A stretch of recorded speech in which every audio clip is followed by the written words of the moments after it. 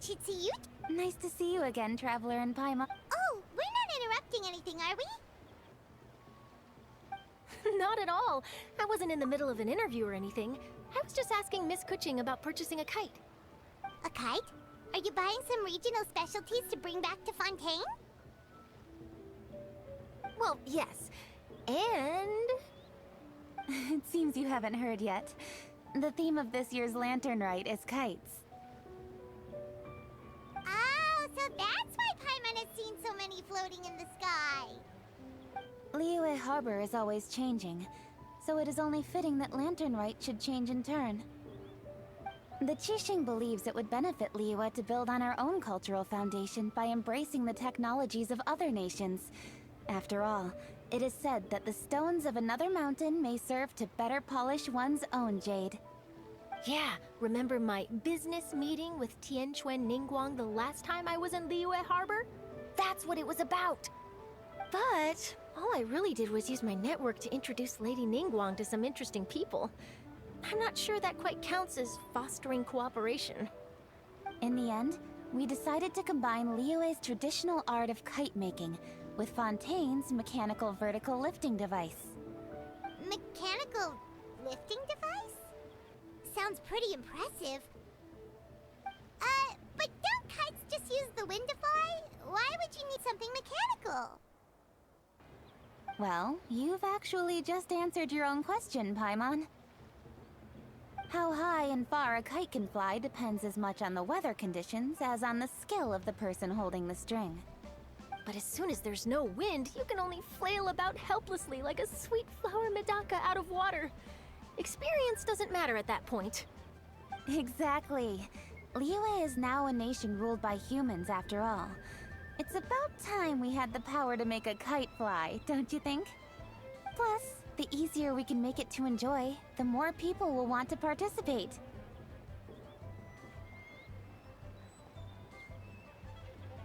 Right? I also thought it was a novel idea. To do. With Miss Charlotte's help, everything has gone smoothly. Our new mechanical kites are already available to purchase from a stall in the harbor. We're having trouble keeping up with demand. We also gave quite a bit of thought to the price. We didn't want it to be too much more expensive than a traditional kite. Cool! Turns out you two and Ningguang like playing with toys just as much as Paimon! Toys? They're not exactly toys. You see, Miss Kuching, that does seem to be everyone's first reaction. Although kites are one of our most time-honored cultural relics, outside of their use in certain ceremonies, I suppose they're considered playthings more than anything now. But to me, there's so much more than that. Think for a second about how remarkable it is that a flimsy paper kite attached to a string has the capacity to touch the sky. It is this slight piece of paper that also carries the weight of Liyue's cultural traditions. There's an old poem that goes, "O kite born of paper, flying true in sound, a lone traveler wanders, just waiting to be found."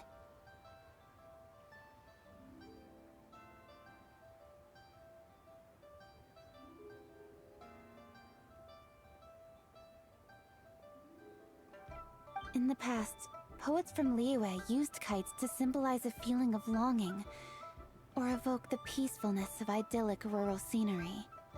If the people of today can derive enjoyment from this activity, they will not only be more likely to better appreciate the tradition, but also to pass it down to the people of tomorrow. That's the Kuching we know, always thinking 5 steps ahead of anyone else. Well said, Miss Kuching. I've learned quite a bit myself. As long as you're willing to listen, I'm happy to share. I also know quite a lot about the various folk traditions related to kites. For example, whenever a kite blew away, people would say it was the Adepti that summoned the wind to take it away as an offering. That way, you can turn an unfortunate event into an auspicious one. What about something more fun? Do you know anything like that? More fun. Let me think. Oh, I suppose we should first talk about how kites are made. It's another one of our precious forms of traditional craftsmanship. My grandfather told me that, back when he was a boy, children learned the art of kite making step by step from their elders. First, you use the thin strips of bamboo to construct the frame. Then, you draw a design of your choice on a piece of paper, paste it onto the frame, and tie on the string. Then, you look towards the sky and release the kite to soar among the clouds. Some people write down certain names or desires on their kites, cut the string, and let them fly free. Others may place particular thoughts or meaning into the design itself. Are certain designs associated with certain meanings? I'm gonna jot all of this down. Well, for example, kites in the shape of a butterfly typically symbolize freedom, happiness, or the desire to break free. Fascinating. What else can you tell me? The scissor-tailed swallow is the most classic design. It symbolizes good fortune and joyful tidings. Different colors also have small variations in meaning. Are these commonly understood meanings and symbols in Liyue? Kind of like the language of flowers in Fontaine. I believe so. Most have probably heard something about it from their elders at some point. If you're interested, Miss Charlotte, I have several books on the topic that I could lend you. They could be a useful reference. That would be a huge help! Great! Looks like I've got the outline for quite the article on my hands.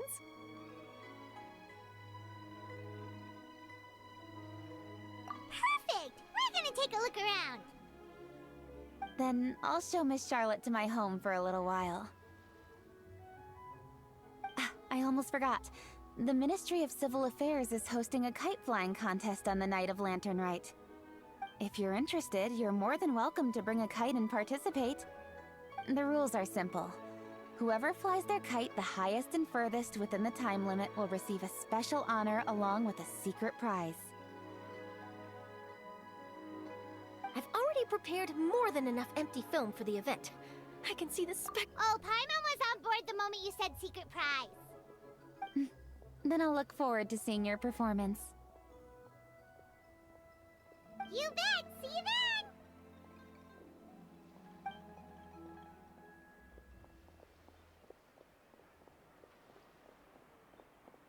Wait, Traveler? Take a peek to your right.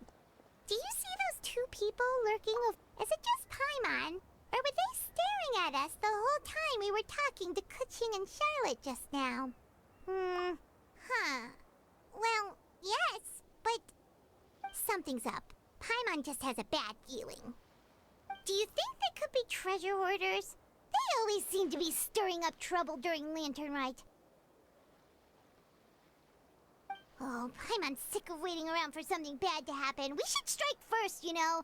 Foil their plans before they even begin. You go right, Paimon will go left.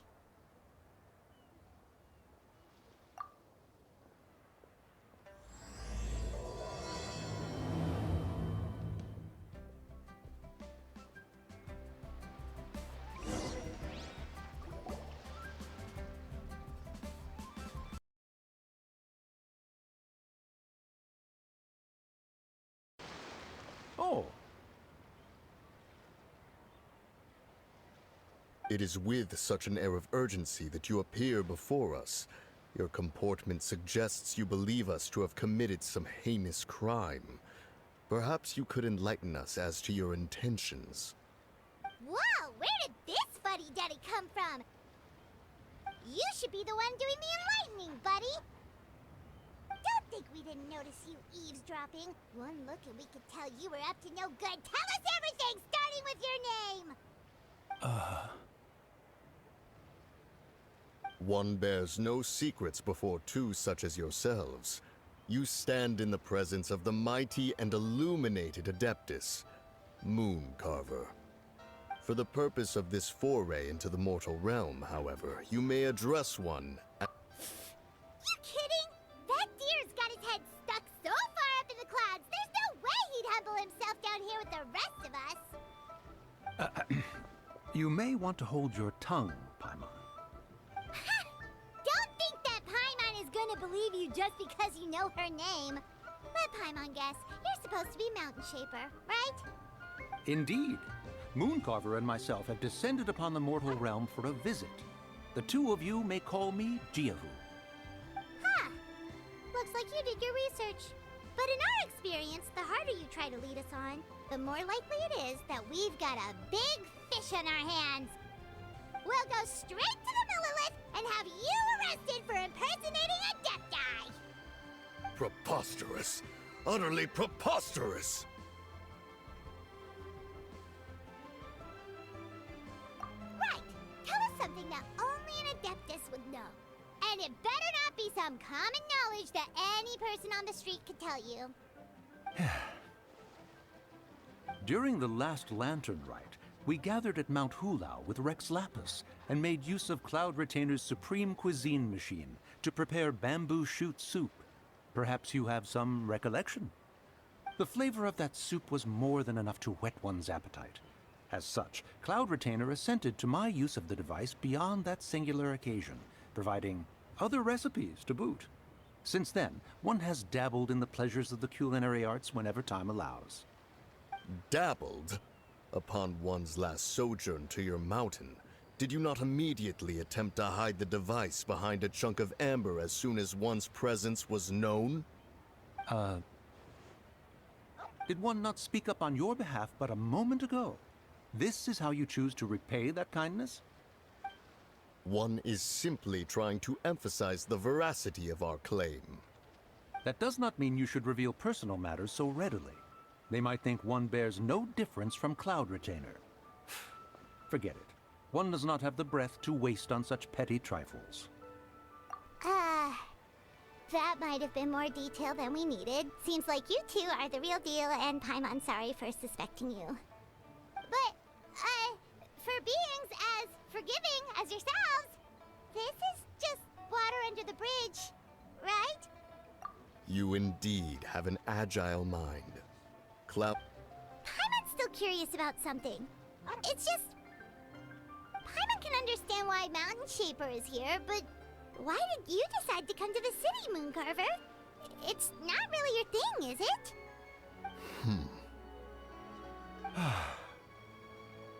It is but an inevitable eventuality. Long have the mountains remained strangely idle since Cloud Retainer's move to Liyue Harbor. With Lantern Rite near at hand, one would expect Cloud Retainer to provide us with an account of the festivities in advance. Yet to this day, she has failed to appear. Cloud Retainer is hardly the forgetful sort. One must never rest idle in the face of that which demands action. And since our acquaintances dwell in Liyue Harbor, we had to travel here in human form to avail ourselves of their aid, Cloud Retainers in this case.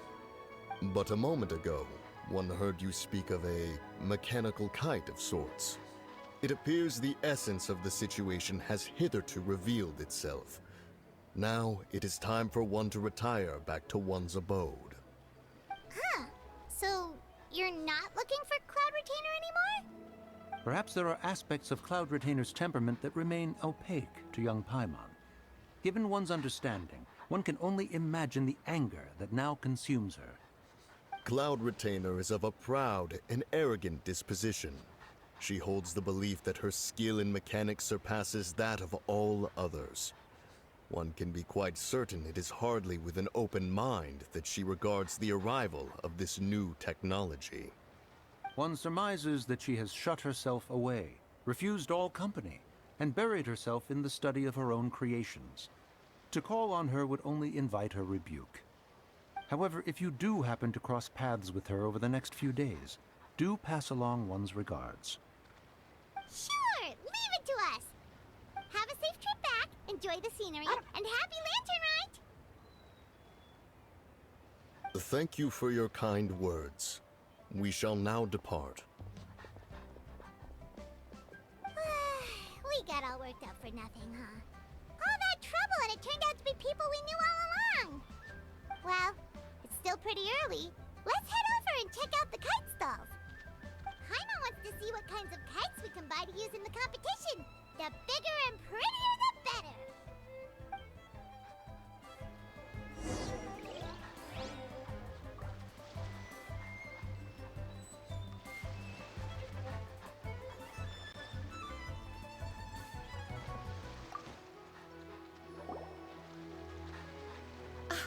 Welcome! Are the two of you looking to buy a kite? Would you like me to go over the different designs? Woo! Assistant can't swallow! And a... This jade chamber design is our newest. It's been selling like crazy over the past 2 days. Does it also have a unique meaning? Of course. The jade chamber symbolizes wealth and abundance. The kite bearing its design is said to bring riches in the future to those who fly it. Oh, now that's Paimon's kind of kite! I apologize for the interruption, but are all your wares in order, Miss Genuine? Yes, they're just over there. The paper, bamboo, and dyes. All the necessary kite-making materials. Wonderful! I'll pack them up and get a guard to deliver the goods to Yilong Wharf for you. Yilong Wharf? Oh, wonder what that place is like during Lantern Rite. Paimon would love to go take a look. Well, if the two of you are interested in going to Yilong Wharf, then could I trouble you to find Gaming and deliver these goods together? Is Gaming the guard you just mentioned? Well, yes. The communications office handles shipments and transports around Liyue. He works for the Secure Transport Agency, one of our sub-organizations. The problem is, many of my colleagues have taken leave during Lantern Rite to spend time with their families. So, our available workforce has seen a dramatic decrease recently. If you were willing to help out, then I could get a head start on my next appointment. You do seem really pressed for time. Oh, wonderful! You will, of course, be compensated for your efforts. Now, at this time of day, Gaming should be somewhere in the vicinity. Just follow the main road until you see the head of a Wushu dance costume. Should be on your right. Be sure to come back if you'd like to buy a kite. I'll even give you a discount.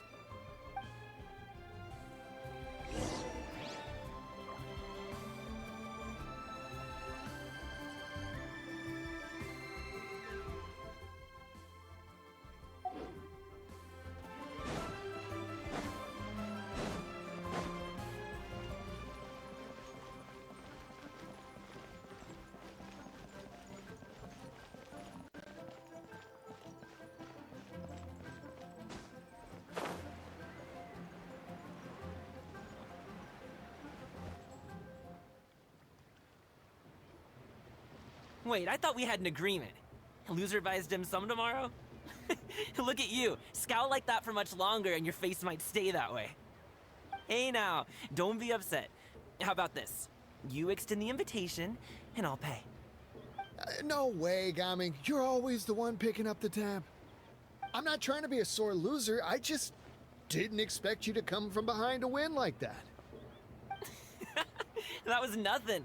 All in a day's work, friend. Perfect, Gaming is here.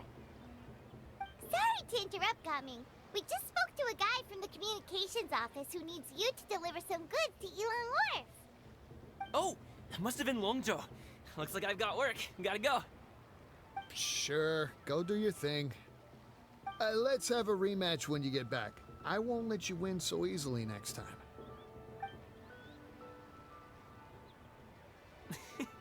Alrighty, you can hand the goods over to me. Must have been heavy hauling them all this way.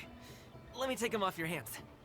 It wasn't that bad. It's just some kite-making materials. Plus, we didn't have to walk very far. Kite-making materials. I see. I'm glad it wasn't too much trouble, Paimon. Still, I owe you one. Ah, and you must be the traveler. It's nice to meet you. Thanks for your help. Huh? You know us? There probably aren't many in Liyue who don't. I've heard quite a bit about you two. You're quite well known around these parts. Oh, and please excuse Longzhou if he forgot to thank you. Take my thanks in his place. He's a good guy. He's just been super busy lately, running around from place to place. Don't be too hard on him, yeah? So, you here for Lantern Rite? Yep. It's always so lively this time of year. We were actually hoping we could tag along to Yilong Wharf and have a look around.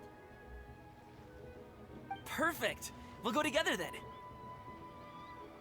I'm good with directions, so just follow me. Trust me, I know my way around. We can exchange stories, tell jokes, or just chat along the way. Oh, and there are a couple of good places to eat along our route.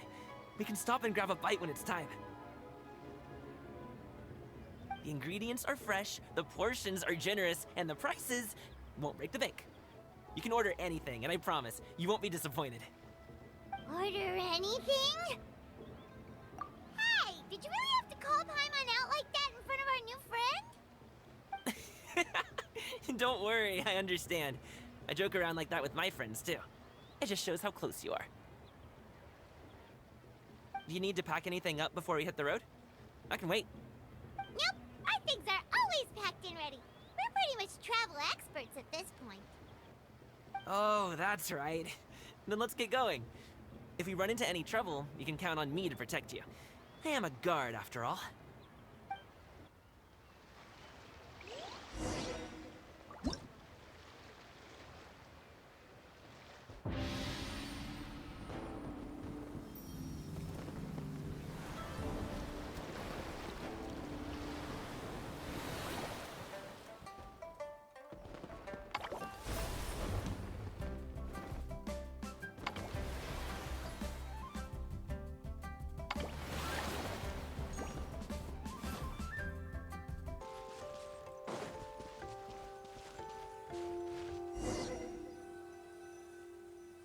Wait! Get behind me. I'll handle this.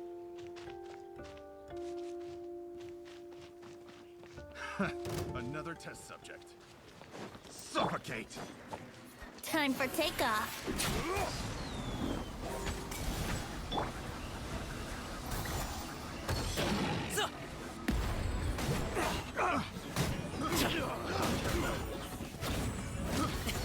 Sorry, pal. Test subject. Up to it, Montai. There's Alley-oop. that tingle. This is order. Gather. Time for retribution. Free. Think you can get away?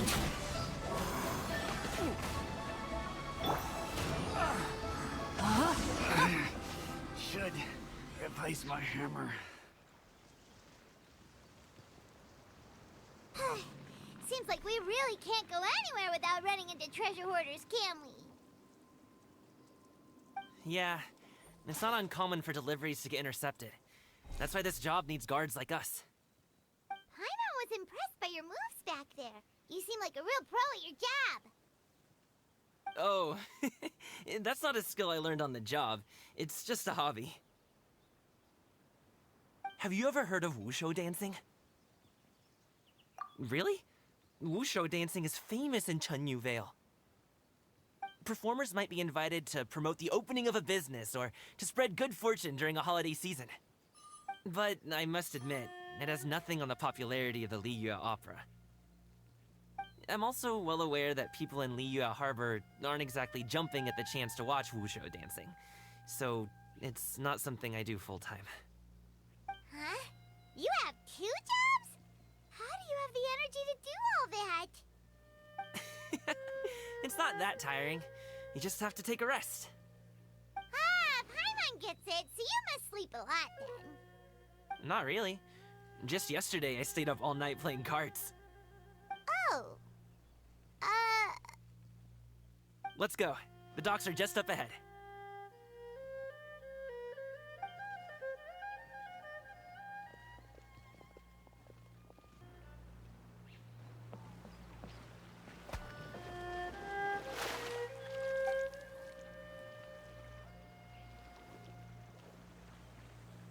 Finally, we can rest. Ooh, Paimon's shoulders are so stiff. And her stomach so empty. Sorry.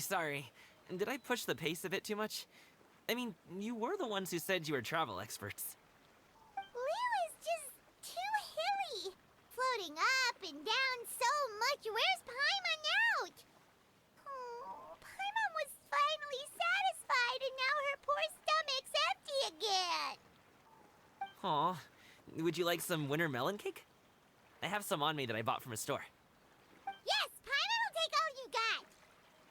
You might want to pace yourself there, or you'll be too full to eat a proper meal later. Paimon never gets too full. Just like you apparently never get tired, no matter how far you walk or how many jobs you work. Ah, I see. Then here you go, Paimon. And for you, traveler. Enjoy. And here's some for you too, Uncle Bosu. Don't think I forgot about you, my friend. I'll just set it to the side here for you.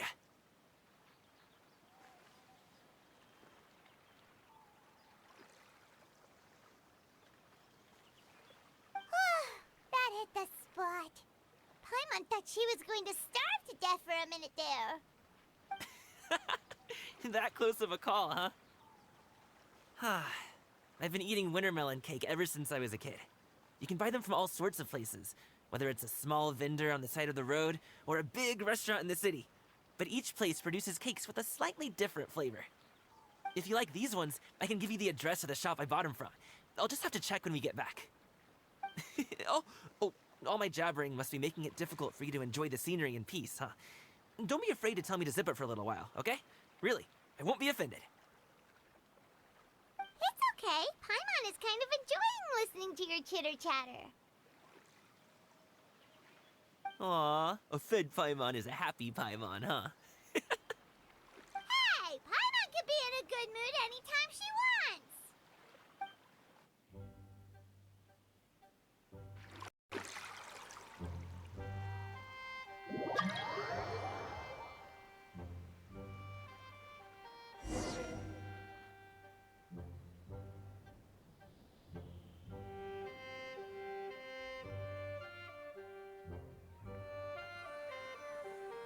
Need some fresh bamboo for this.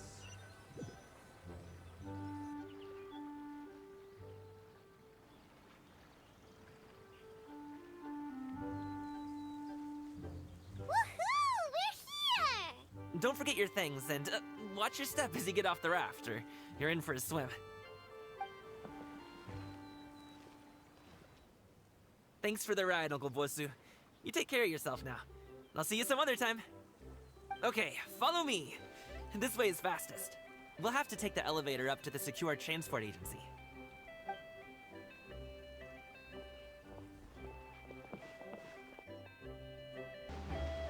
Hey! Slow down. I'm begging ya. What is it? No one's gonna try any funny business when the street...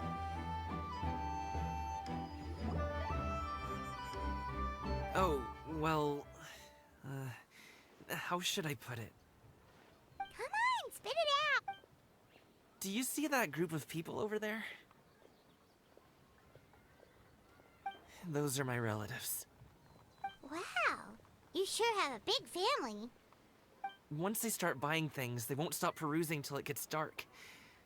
This is bad. They're your family, not your arch enemies. What's there to be afraid of? Unless... Oh, did you do something horrible to them? No, it's not that. I'm just not that good at dealing with my family. It would be best if we could steer clear of them. I'll explain more when we have the chance, but right now, we've got a job to do.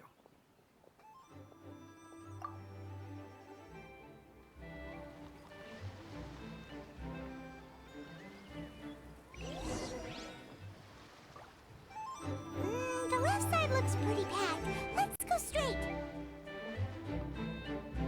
Slow and steady wins the race.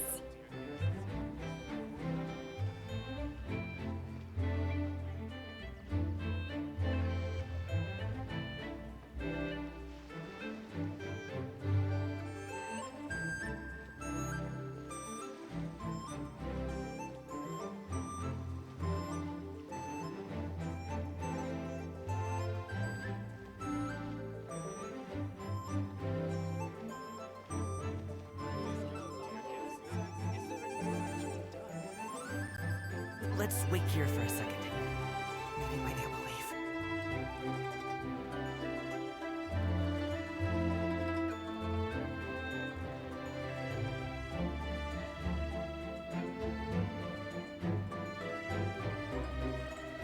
She's gone.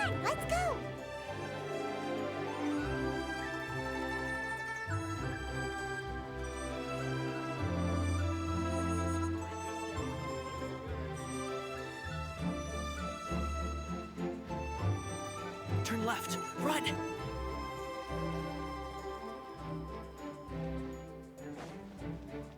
To the right and...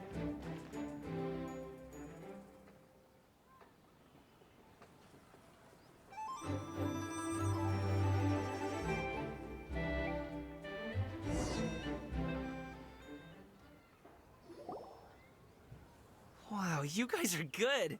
I'm impressed. That was nothing. It was a piece of cake.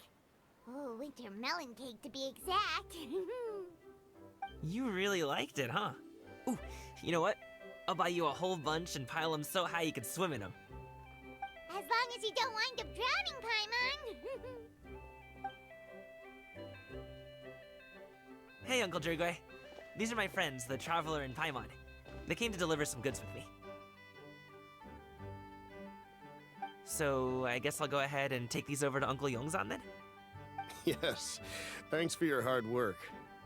I should thank you both for your trouble as well. Please take a seat and rest for a bit. I'll prepare some tea. No need. We'll be off soon anyway. Hey, we're already here, aren't we? No harm in taking a load off for a bit. Plus, I know the Secure Transport Agency has some great Songhua tea stashed around here somewhere. I promise you, one sip and you'll be hooked. Anyway, you just sit down and relax, Uncle Drugway. Who would I be if I just sat here and let you go through all this trouble? Leave this to me. I have to be up and about to drop these goods off anyway. What's a little extra time on my feet? Oh, you aren't too picky, right, Traveler?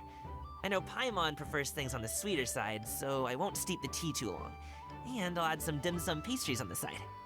Aw, you noticed what Paimon likes?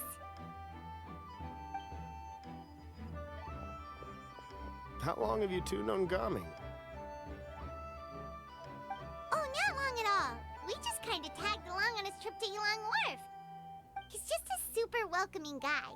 We became friends, you know, just like that.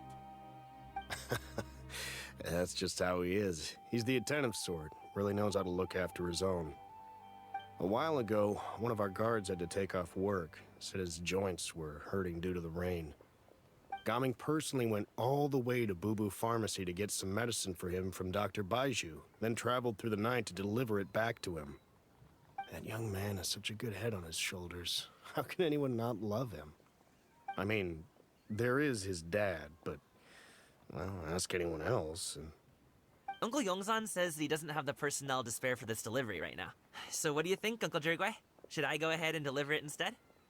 It feels like we've troubled you enough already. It's kite-making materials, though. Could be for a kid. I'm sure the sender wants it delivered before Lantern Rite. Oh, by the way, here, have some tea.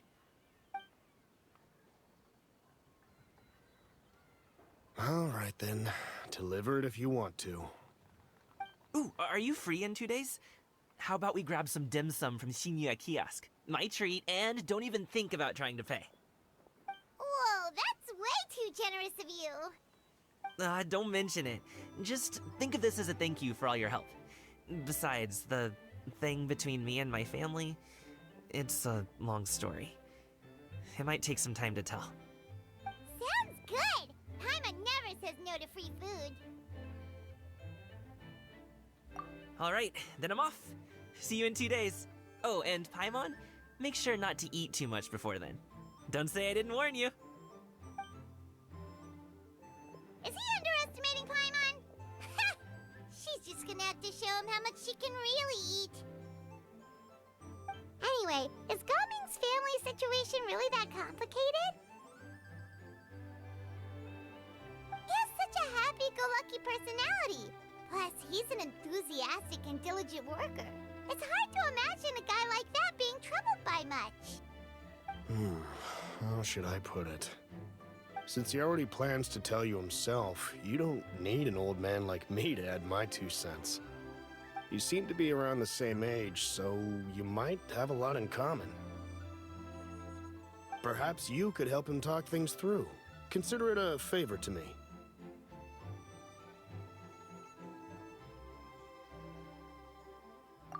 If you have the time, maybe you can make a little flag for us to wave about. It can say, "We provide aid in spades." couldn't hurt to advertise our services, right? Well, I can certainly arrange that. Is there anything else you wanted to say? Wait, seriously? Paimon was just joking, but if you're going to get us something, she'd much rather have winter melon cake instead. Seems like Gaming really has rubbed off on you. Would you like some more tea? I think there's some left. No thanks. We came all this way and still haven't gotten a chance to look around the wharf. We should see the kinds of kites they got. Maybe they'll have ones you can't find in Liyue Harbor.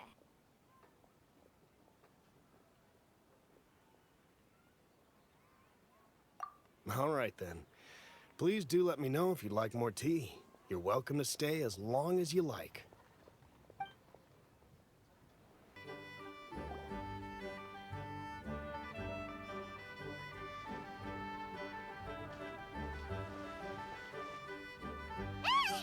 What are you doing here? The way you speak, one might have presumed you were displeased to be in one's presence.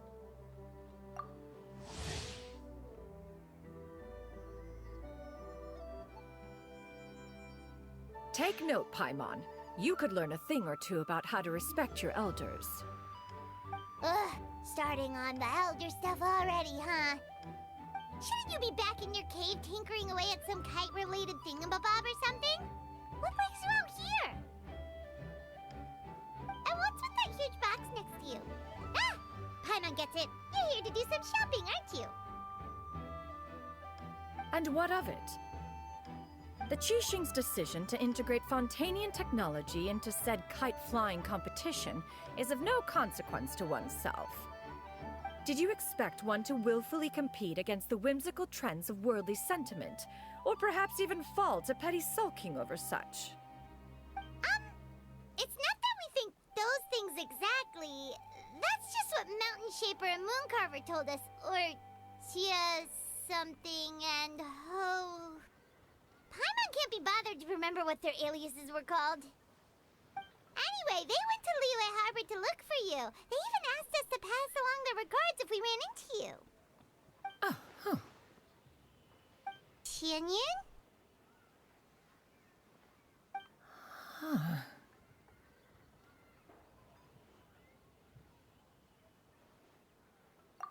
It appears time has quite flown since one's arrival in Liyue Harbor. How could one have forgotten about those two old fossils? One shall have to bring them back some divine herbs to atone for this slight. Nay, given that one has ventured all this way to Yilong Wharf, tea would be more advisable. A great thought has illuminated one's mind once again.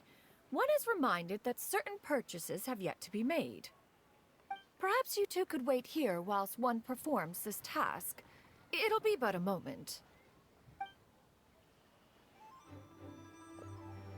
Huh? Wait, here? You really just gonna ditch us here to watch your stuff? Oh, that woman really just does whatever she wants. Hey, not you too, Traveler! Oh, all this Paimon ditching is super not appreciated. Just come back soon, okay? Paimon doesn't want anyone to try and steal his stuff. Welcome. Please have a look around. We only sell teas of the finest quality, sourced directly from Chaoying Village. Might I recommend the Songlo variety? It's one of our specialties. Now, that sounds promising. One will bring some back for those old fossils, and all will be well. 2 boxes will do. Wonderful. By the way, we're actually running a special Lantern Rite promotion. Buy 3 boxes, get 10% off. 4 boxes will net you 20% off. 20% off 4 boxes. This merchant strikes a fair bargain. One might as well give some to Morax and Ping, too. Then 4 shall suffice. I see. Are you intending to give these as gifts? If so, perhaps I can interest you in these exquisite gift sets. Buy 10, get half off. Look at the magnificent design. And the red ribbon gives quite the festive flair, don't you think? Such a gift would be sure to impress any lucky friend or family member. 10 boxes. Seems rather excessive. But if one factors in the conqueror of demons and one's disciples... 10. A nice round number, don't you think? Of course you do. I'll even shave a little extra off the price for you. That is agreeable. One will, I will have these boxed up then. Of course, right away. I see you have quite the eye for fine items, mademoiselle. Perhaps some of my wares might also be of interest to you. I'm a toy merchant from Fontaine. You'll get nothing but the finest and most intricate clockwork toys Mora can buy here. Each one sure to be a source of endless amusement.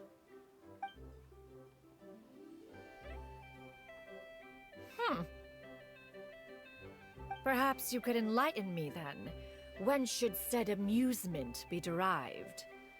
Well, that is, of course, best understood by playing with them yourself.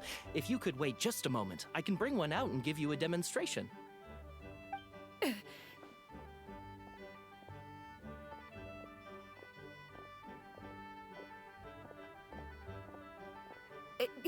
There is no need for that.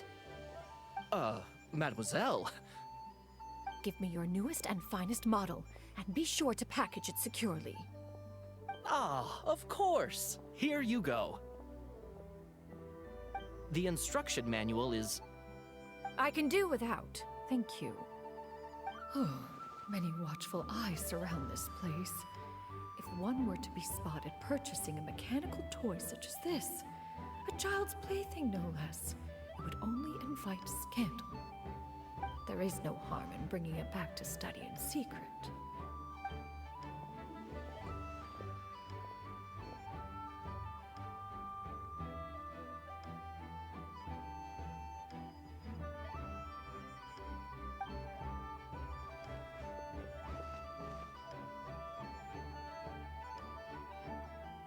Oh, Xianyun, did your shopping go smoothly?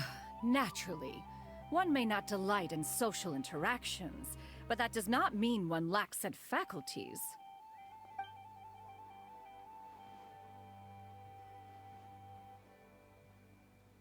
And you two? Are you not here to purchase things? We just haven't had time yet. It doesn't look like there are any kite stalls around Elong Wharf, but it does look like there are lots of goods from Fontaine. You are also planning to participate in the kite flying competition, then?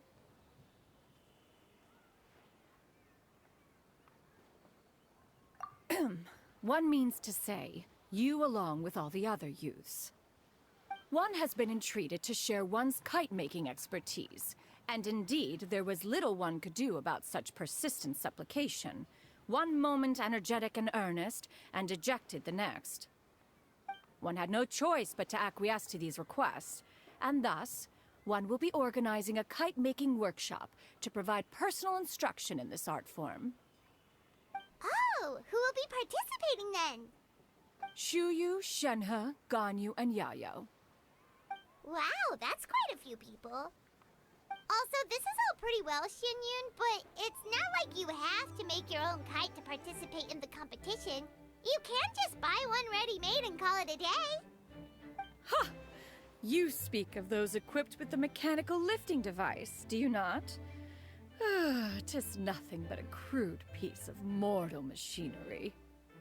The mechanism that one has developed was the fruit of millennia of meticulous study. Let us not speak of the source of the mechanism's power, but rather its structure.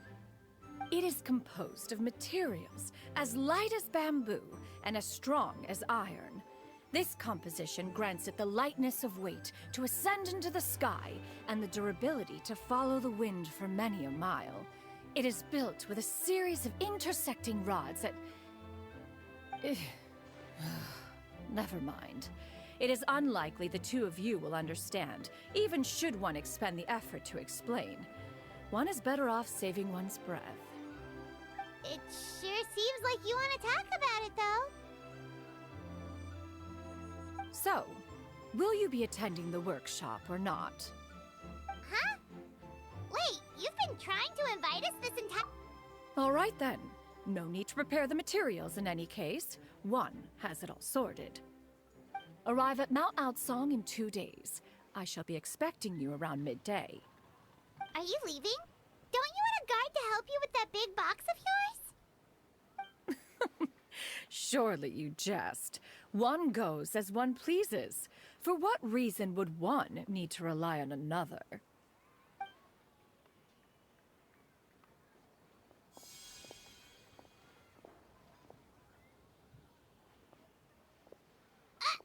It can float?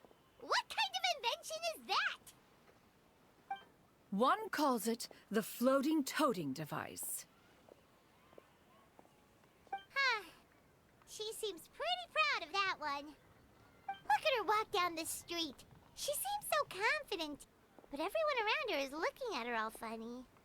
Paimon wonders... never mind. But anyway, that box of hers seems to be full of those mechanical lifty thingamabobs.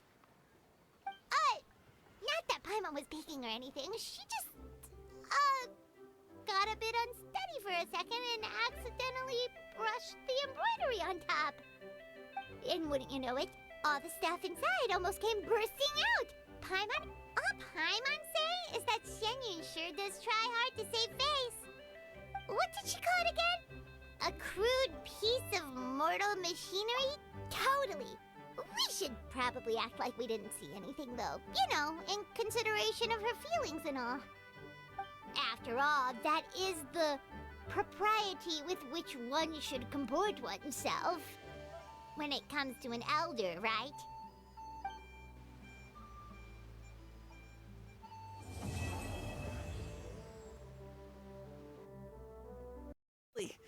I just ordered. The food should be out in a second. Sit down, sit down. Let's all take a seat! Here, hand me your cups. Oh, thank you! Wait, you weren't supposed to drink that, Paimon. That was for you to rinse your utensils. That's a thing?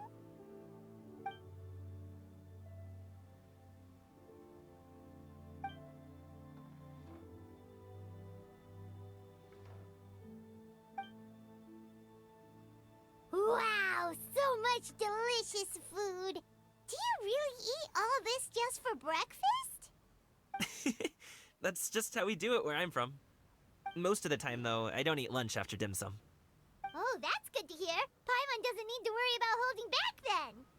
Eat, eat. If it's not enough, we can always order more. Oh, and there's tong soy coming as well. I don't usually have that in the morning, but, well, since everyone's here, I just had to order it. What about you, Traveler? Is the food to your liking? Want some more seafood congee? Paimon's gonna take you up on that. Fill it up nice and full and make sure she gets a few extra shrimp. Thanks!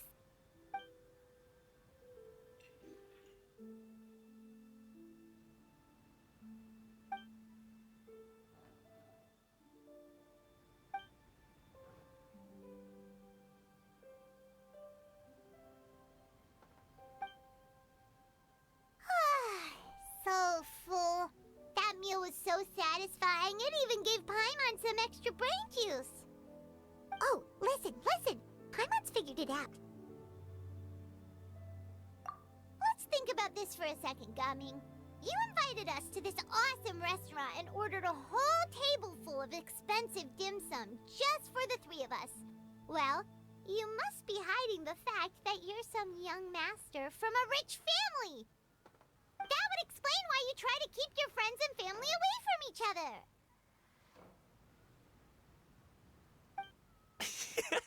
Are you confusing me with Xingqiu? Huh? You know Xingqiu? You sure know a lot of people. Well, when you're on the road as much as I am, you hear all sorts of rumors. Sometimes they're true, sometimes they're not. What it comes down to is being able to tell the difference. More often than not, that means knocking on some doors to find out for yourself. Oh, you truly are a man of many talents, young Master Gaming. Okay, enough with the teasing. Sorry to burst your bubble, Paimon, but you're wrong about my family situation. What? Oh, Paimon thought she was onto something there. My dad is just an ordinary tea merchant. Small-scale stuff, you know? It wouldn't even make sense to mention his business in the same breath as the Feiyun Commerce Guild. My dad... he always wanted me to inherit the family business, to be a merchant like him. But that's just not who I am. It's not who I ever wanted to be.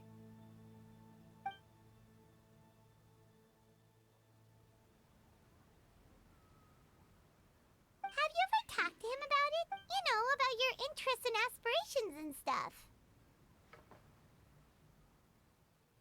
Of course I have. I told him I wanted to be a wushu dancer. That I wanted all of Tevat to see what I could do. According to my dad, though, that wasn't a real job. Just a child's pipe dream. Oh, that's terrible. I'm sure he thought I would come around eventually, but wushu dancing has always been the only thing I wanted to do. One day, he tried to get me to visit some other tea merchants to start building the right relationships, but I refused to go. We got into a huge fight. We were this close to throwing hands. In the end, I was so angry that I ran away from home. I haven't been back since. Don't get on my case just yet, okay? It's not like I think I'm completely without fault. No, I know that it wasn't the right way to go about things. But my dad's stubborn. No matter how hard I tried to convince him, it just went in one ear and out the other. There was no changing his mind. I knew talking would only get me so far, but if I made it big in Liyue Harbor, the results could speak for themselves. Gaming. But I'm sure you both already know how that's going. Wushu dancing's just not that big in Liyue Harbor. In the past, I would go door to door from store to store, asking if they would be interested in hiring a performer. Most times, I wound up eating nothing but humble pie. And you can't just rely on dreams to put food on the table, right? So, I found a job as a guard to make some money. And now I have enough to get by and then some. Still, change takes time. Gotta take it slow, you know? Paimon understands. Okay, enough of all that serious talk. Our tea's getting cold. Ooh, let's do something fun this afternoon. What do you say, huh? I'll organize. Actually, we kinda already have plans this afternoon. We told Xianyun that we would go to her kite-making workshop. Oh? Are you interested in kite-making, Gaming? Oh, no. It's just that I happen to know Auntie Xianyun. That title certainly humanizes her a bit. Oh, I know that she's an Adeptus. I met her during a delivery once. But hasn't she been in the city lately? She's even tried, with some limited success, to change her terms of self-address or something like that. She came to see me a few days ago to ask about luminescent dyes. Oh, wait a second. She doesn't plan on putting those on a kite, does she? Is that not something you can do? It's one thing to use it on cloth, but applying it to paper is another matter entirely. Why couldn't she tell me what she wanted them for? Yeah, she does seem to have trouble with that sometimes. It would be such a shame if everyone worked so hard on their kites only for them to get ruined in the end. Okay, I'll go with you. If Auntie Xianyun wants to use those dyes on a kite, the formula will need to be changed. Great! The more the merrier!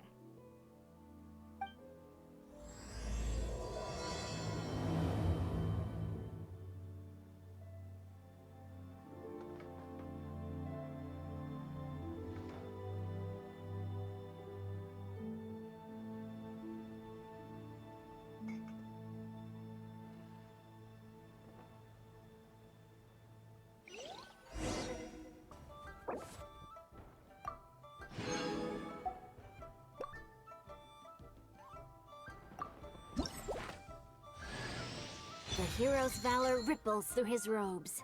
His garments steeped in the spirit of the bamboo groves.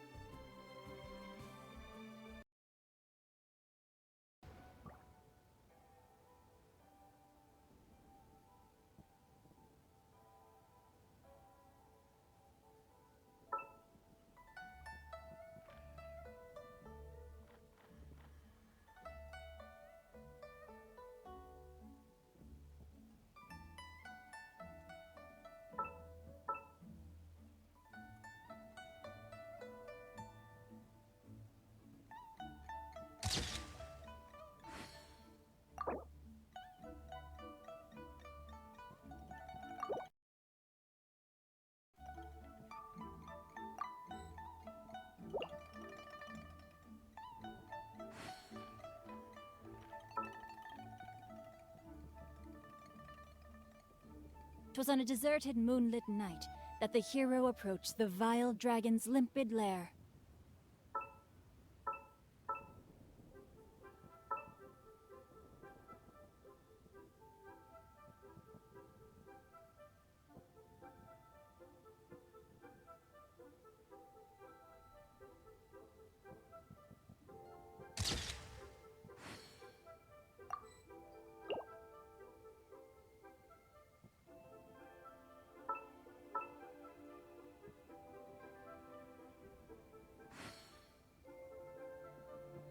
If my calculations are correct, Wanwen Bookhouse is due to receive a batch of new releases today.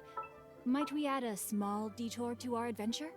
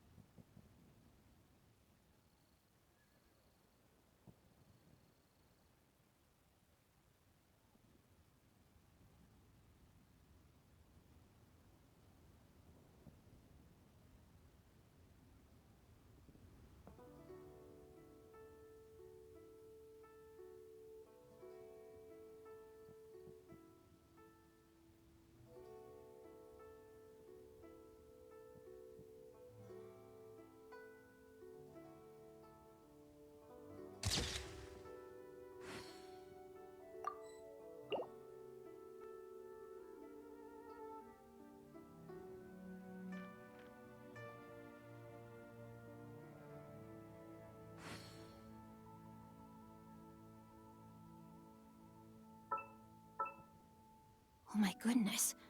Oh my gosh. Wow. Huh? All will be revealed in the next volume? Oh, drat.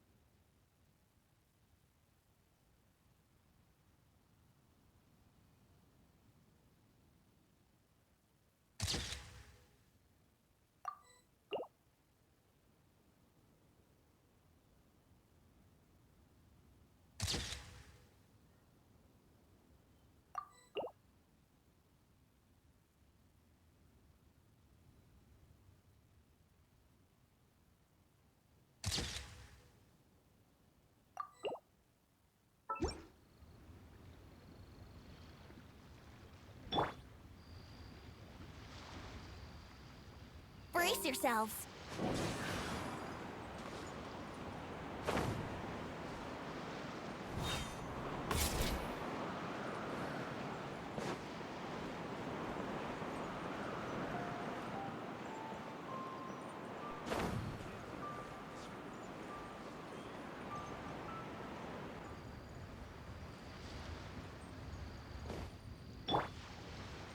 Rain outlines your fate.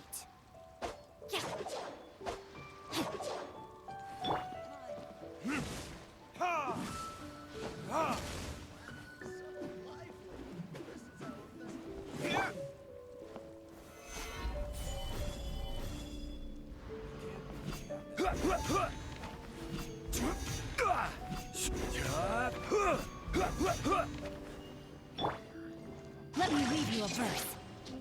Know my sword! Let's play!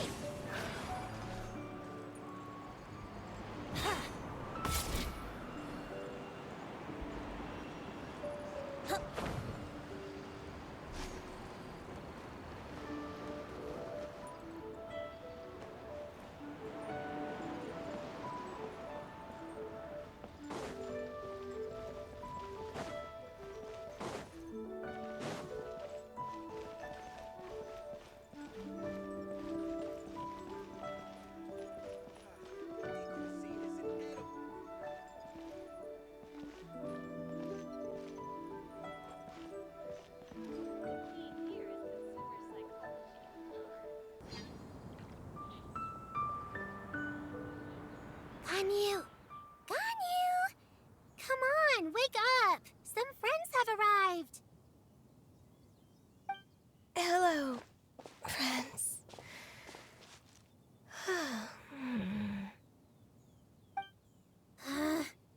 Oh, I have some mint oil. Perhaps we should try that. A guest at Wanmin Restaurant recommended it to me. I've tried it. Its stimulative effects are much stronger than what can be achieved from chewing on mint leaves alone.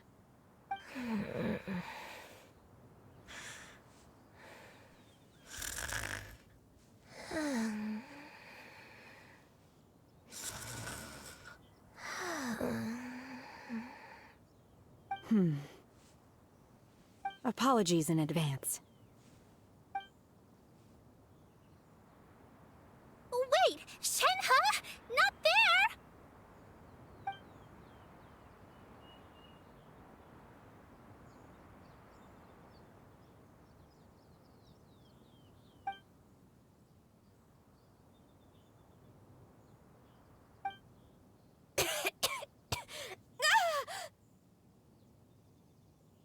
See? It worked. She's awake. Are you okay, Ganyu? Do you need some water? Or maybe something to eat? I'm fine. I just feel chilly all over. Huh. Was it that effective?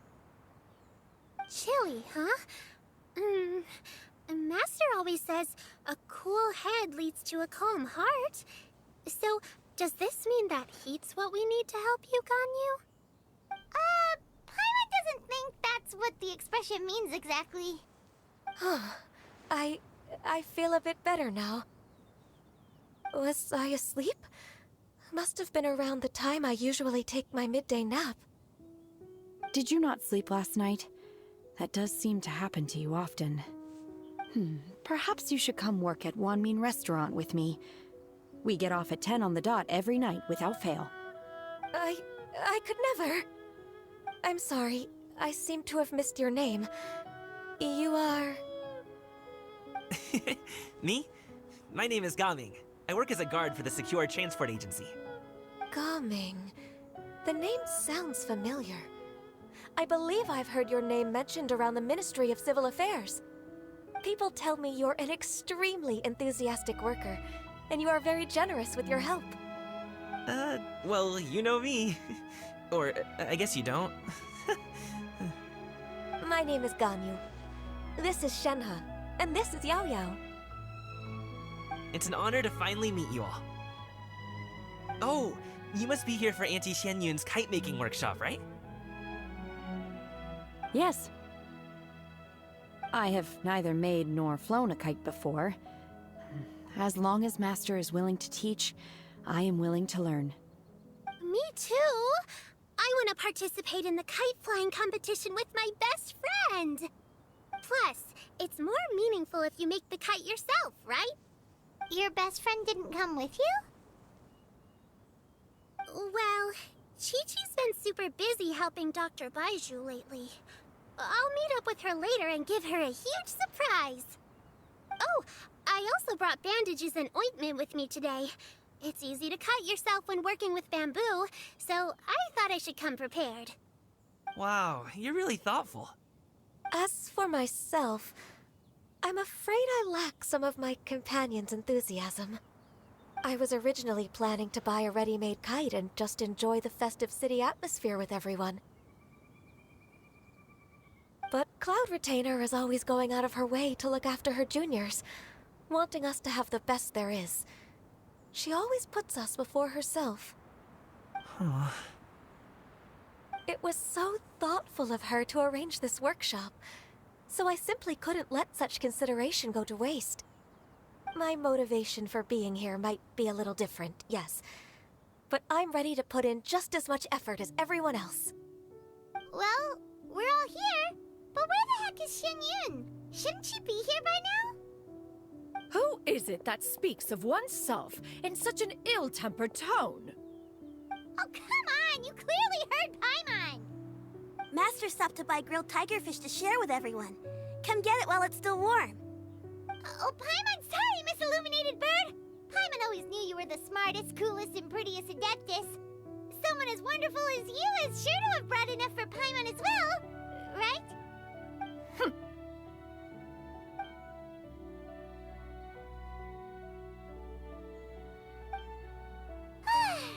So delicious. Paimon's life is complete. It appears that we've ended up with quite a few participants indeed. Go ahead and divide yourselves into small groups. The materials are over here. The regular dyes and luminescent ones have been clearly marked. Use them as you see fit. As for how to make the kite, one assumes you all made sure to listen to the instructions one provided while we were eating. Yes? Are there any questions? Paimon may have focused a little too hard on the eating and less on the listening. Paimon knew she could count on you, Traveler.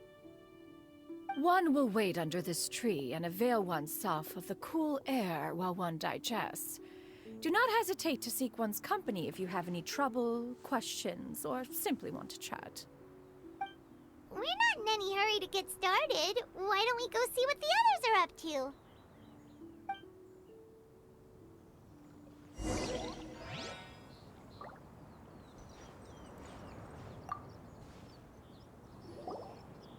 Hey, Gaming!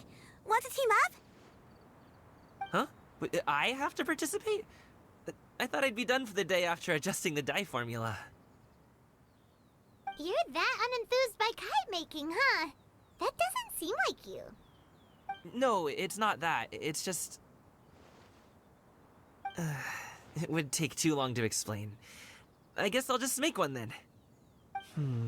What shape should we go with? How about a butterfly?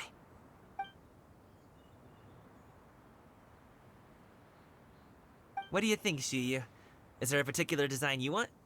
I want a swanee! That might be a little hard to pull off. True, but I still want to try. They're super cute.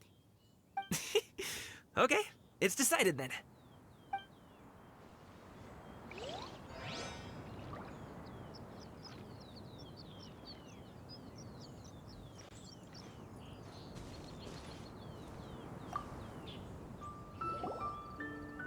Auntie Cloud Retainer, look! Am I doing it right? Very good. Your frame is nice and sturdy. This design is... Yep. One is looking forward to seeing your finished... What color are you going to make it, Yao Yao? I haven't decided yet. If I make it blue, it'll be more like my friend. But if I make it gold... If you are asking for one's own opinion, When giving a gift, the key consideration is the recipient's feelings, is it not? One imagines your friend would much... Oh, hey, I never told you the kite was for Chi-Chi. How did you... With age comes wisdom, child. One simply has a way of knowing. Oh, cool. Thanks. I'm gonna start painting it gold right... Good. One will watch. You two seem strangely unoccupied.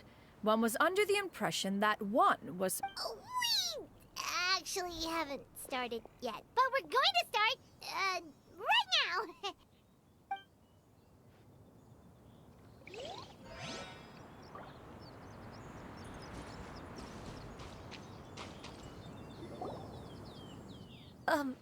Shenhe, it would be great if you could refrain from putting... I see. My apologies. I shall remember that in the future. Thank you. No harm done. Good. Could I touch them just once more, though? No oil or anything this time. I've just always wondered what Miss Ganyu... Huh? Please, I told you. Just call me Ganyu. Well, all right. Just be gentle. Firm to the touch with no discernible temperature. Oh, not unlike certain medicinal plants I've eaten before. Oh, still, Ganyu appears to be shaking like a cat whose whiskers have just been touched. I should stop. I see. Then I'll apply the oil to your forehead next time. Oh, no need. I'll just refrain from taking afternoon naps outdoors. Anyway, we should probably get started on our kite. It won't be long before Cloud Retainer comes to check on our progress. Perhaps we should just choose the most traditional style. Okay. Well, they seem to be getting along swimmingly. Let's not disturb them. We should get started on our kite now. Let's go.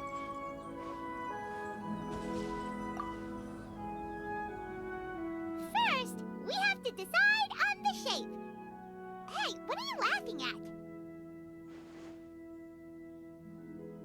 Oh, that's not if nothing else, a Paimon-shaped kite could at least make sure you never get lost on your travels, and maybe we're not exercising enough artistic life.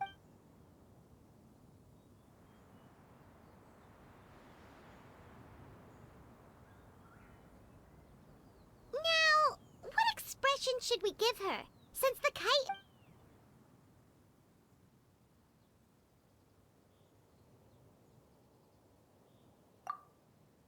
Ooh, like this? Ooh! The title of Since the kite is going to be flying super high in the sky... It's too high! Someone save Paimon! She's about to faint! Like that? Since the kite is going to be flying super... Oh, Paimon totally didn't do anything wrong! And even if she did... Since the kite is going to be flying super high in the sky... Ooh, like this? Ooh! Now that we've decided, let's...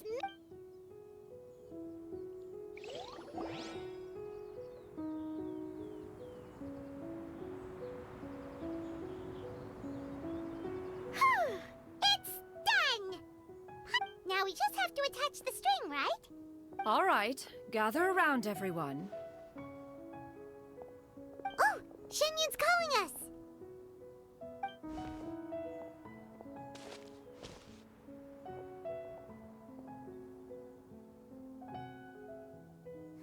Let one take a look.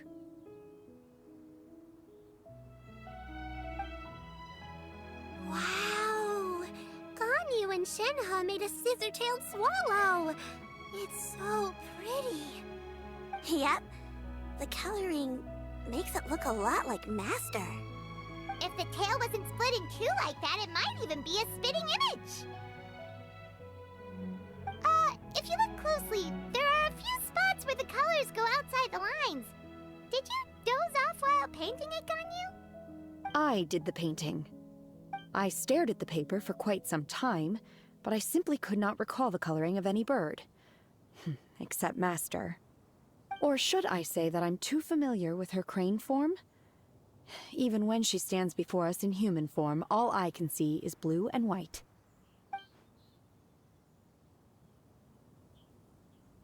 Oh, well, now that you mention it, Paimon can see it too. Exactly. So I simply closed my eyes and painted from memory. No way. You can paint with your eyes closed? Wow, the disciples of Adepti really are something. You are most filial, Shenhe. One is flattered by the likeness.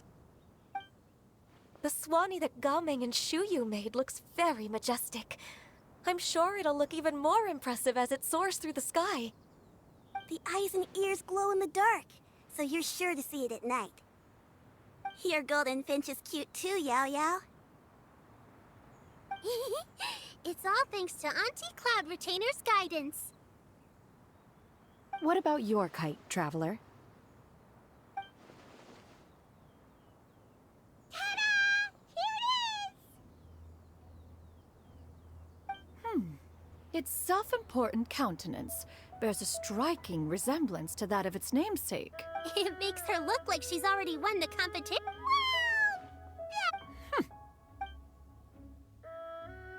Is that the Jade Chamber? Oh?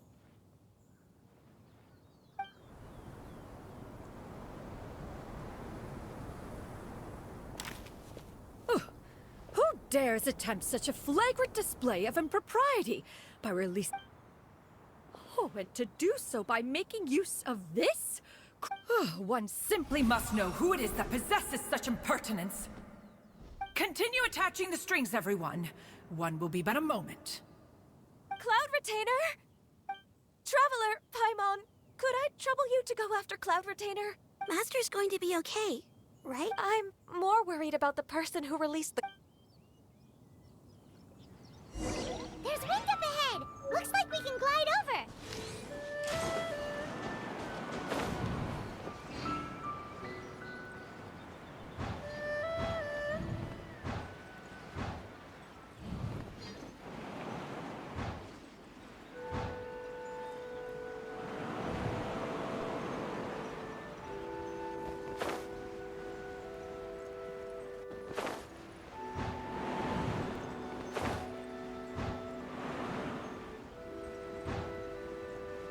It's right there!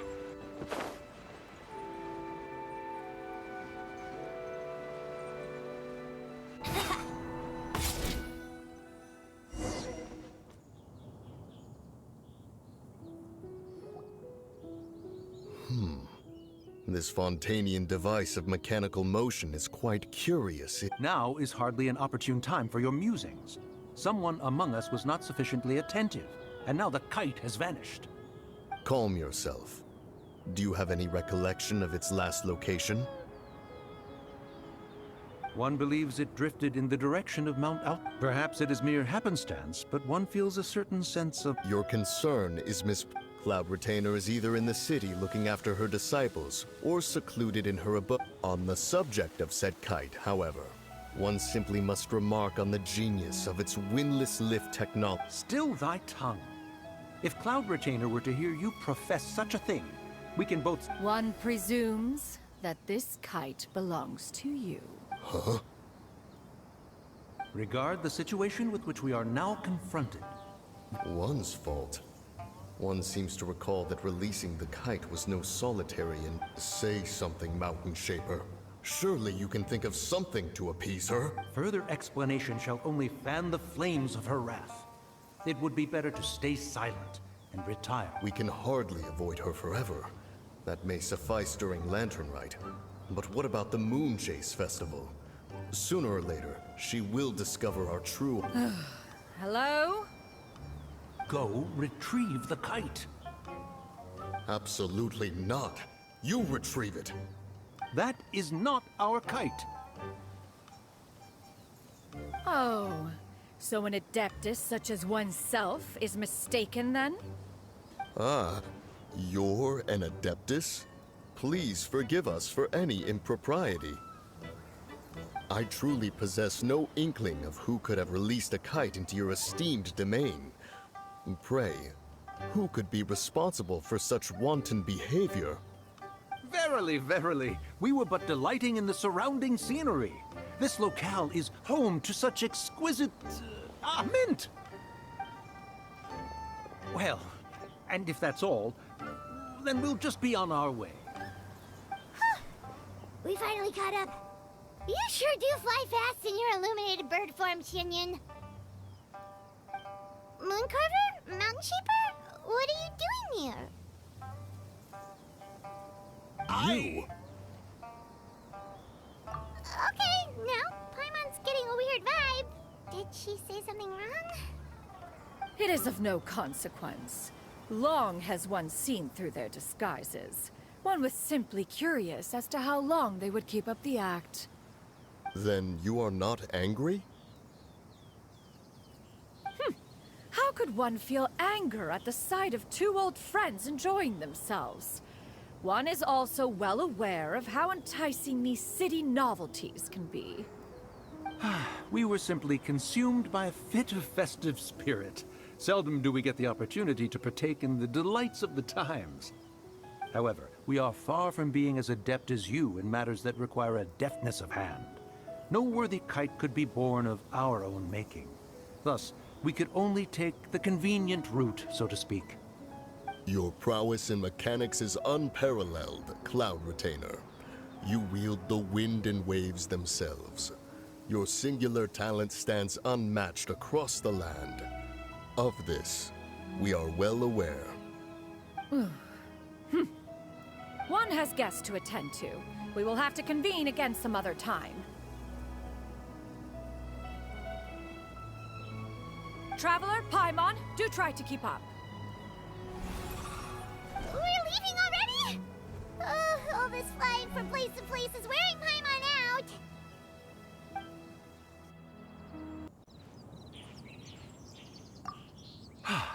It seems that one... Then, should we continue flying the kite? A splendid suggestion, but it would be advisable to change location. Perhaps your mountain would suffice? It is more than spacious enough. A fine idea. A fine idea indeed.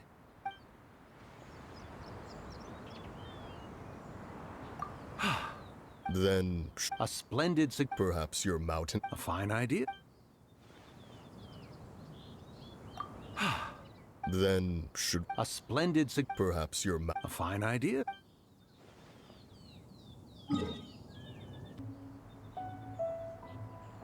They're back. After you left, Yao Yao and Shu Yu tired themselves out playing with Gumming offered to escort them. Before he left, he said something that I don't... Oh?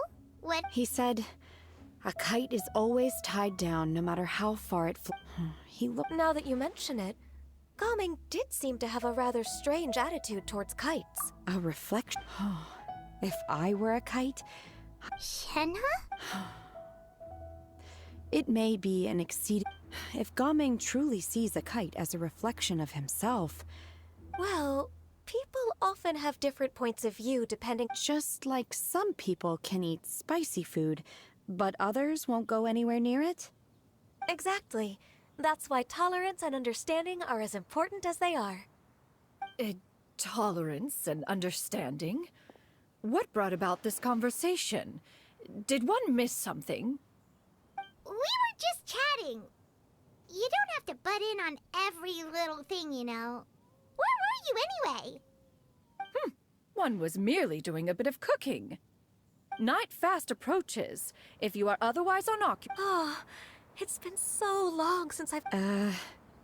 Worry not. One has prepared a variety of meat and vegetable dishes. One is more than familiar with everyone's culinary proclivities. Hey! Paimon's hungry too! It's not like the dim sum and grilled fish could keep her full the whole day, you know? Shenhe, Ganyu, come with me. Whoa, what's with all the secrecy? You're not trying to play favorites, are you? If you're ready to serve the food, we can help too.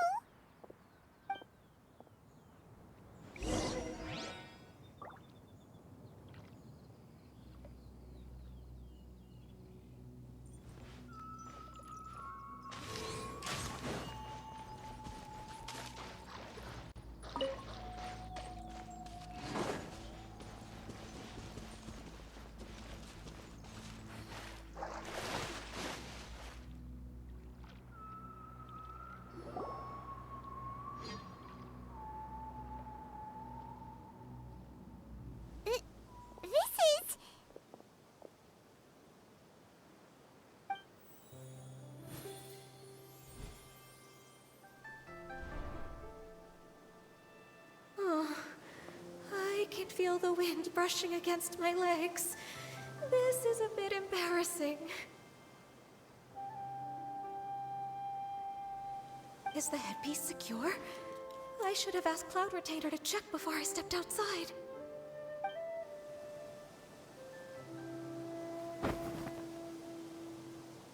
How do we look? Huh? She asked them just like that? You look pretty too, Ganyu! Oh, how should Paimon put it? You both look so elegant and refined. Those outfits... Given that one employed the services of the best tailor in all of Liu... What colors have you been partial to lately, Shenhe and Ganyu? Lately? Why is Cloud Retainer suddenly... I like black. One is gratified to see one's disciple has inherited one's own taste. The color black doesn't get dirty easily. A virtue I've come... And you, Ganyu? I favor blue and black. And the material is sufficiently comfortable, yes? Yes, very. I simply cannot thank you enough, Cloud Retainer, for this gift. Thank you, Master. One is content, as long as you are pleased with the gift. One hopes these garments will see much use.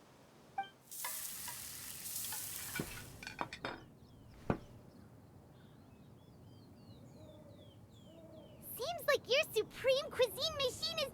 This golden crab's particularly good. The chef... It's a good thing Gaming isn't here, or Paimon would have to duel him for the food. You know, with chopsticks. He traveled all this way on account of the kite-making workshop. Oh, well. It's rare for someone to make such a good impression on you, Cloud Retainer. One has high standards. He appears to be a young man of much merit. It appears that he wishes to break free from the kite string that tethers him. Kite string? Huh. What strange metaphors you speak in, Shenhe. Ever since you returned from one mean restaurant, your turns of phrase render one at quite the loss. Where do we even begin? Oh, do you know about the conflict between Gaming and his dad, Xinyan? One has only heard that the two are not on good terms. He ran away from home and hasn't been back since. Oh? Ran away, you say? Huh. One believes we would all benefit from a more thorough retelling. Oh, okay. What? This shall not do. Lantern Rite fast approaches. We must make haste. As one was contacting various tailors around Liyue, he possessed a singular talent for clothing design. He had an exquisite eye, not just for fabric selection and color pairing. At a gathering of Adepti, Bonanis once However, when one asked Menogias' opinion, he remarked that the train of the skirt would serve to enhance her adeptal countenance by exemplifying a certain elegance. And later... one means to say that Lantern Rite... It is a time to address problems before... Fate is fickle. The cruel reality of this world is that suffering and misfortune can befall... That's nice and all. Do you have any ideas, Cloud Retainer? Perhaps adeptal arts could be of use. No. Is there anything I can do to help?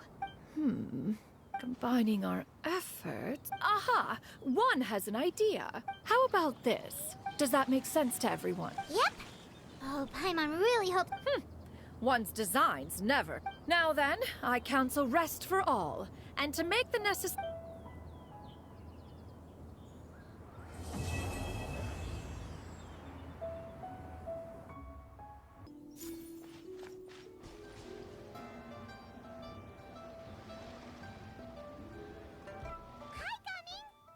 Sees you've certainly gotten an early start this morning. Who won this time? You the one buying dim sum again? Hey, when you put it like that, it makes it sound like I'm always the one losing. Ah, perfect, you're all here. There's an important commission I need your help with. Alright, I've got the time. Where are the goods? It's not just goods this time. I need you to escort a tea merchant and their wares from Chaoying Village to Liyue Harbor. A very important client has requested to meet with him. Sure. What's this merchant's address? Here. If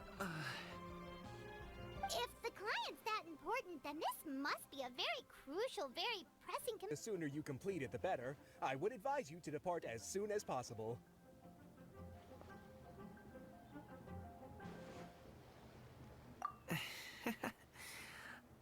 All right, don't work too hard now, Longjo.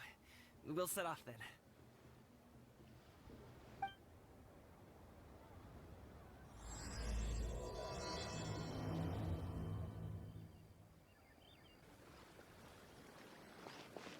You're a bit quiet today, Gaming. Oh, do you want Paimon to tell a story? We're almost there. I'll take a rain check on that.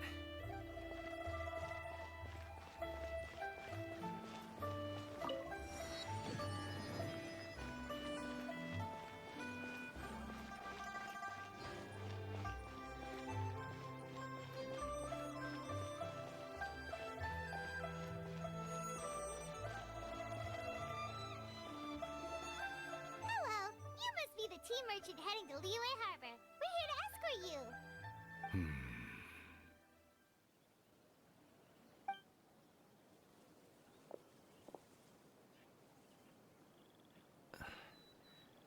Dad?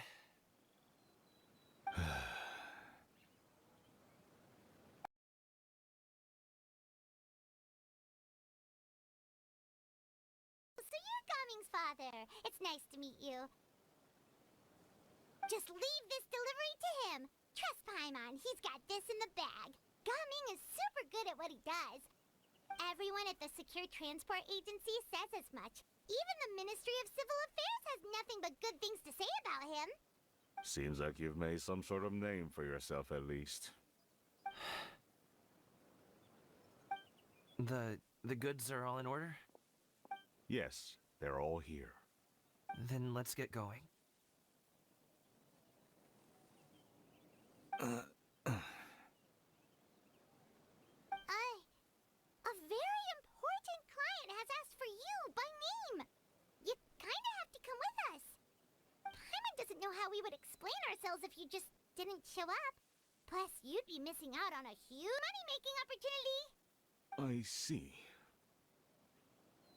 I suppose I will have to trouble you all to escort me, then. Let's go.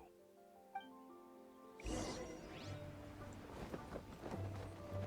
been walking for so long. Is anyone tired? How about we stop and rest for a bit? I'm fine. Gaming, don't you usually have some delicious snacks on you? Come on, bring them out so we can share them. I'm fine. Thank you. But the winter melon cake he gave us last time was so delicious. Have you ever tried it before, Mr. Ip? Paimon.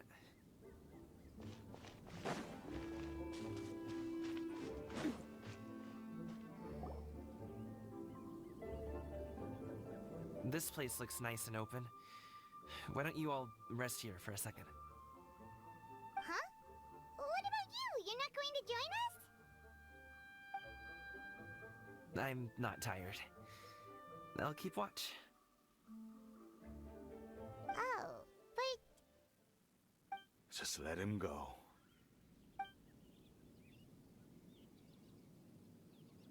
Okay, we'll just share amongst ourselves then. Did you know, Uncle Ip, that the flavor of these cakes changes depending on... Halt! Who goes there? It appears that one's movements were overly conspicuous. Enough of your musings. Focus. Focus on the matter at hand.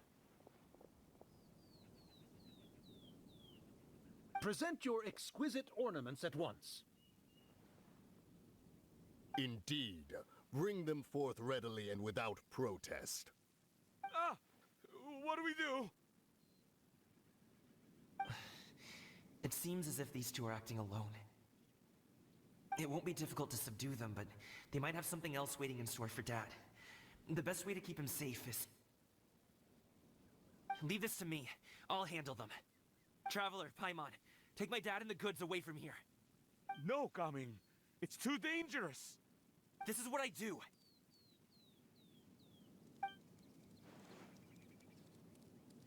A thorny foe indeed. Let us depart and seek a target softer in blows and disposition. Don't think I'm gonna let you off so easily. Away! Let us away! Coming! Don't worry, he's a great fighter. Paimon's even seen him take down a dozen or so treasure hoarders all by himself. But Coming,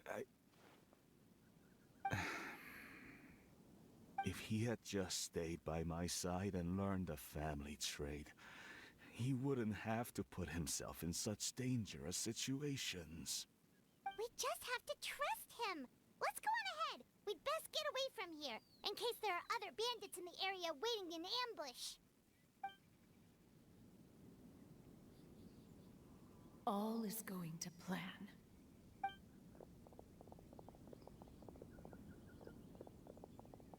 Okay, we should be good to stop here.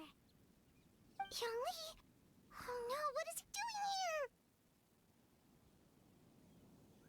Good sir, please, listen to me. Reel in your line and leave this place as quickly as you can. There are bandits in the area.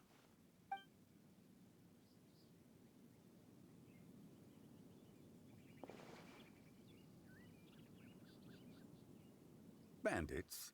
Acting in broad daylight?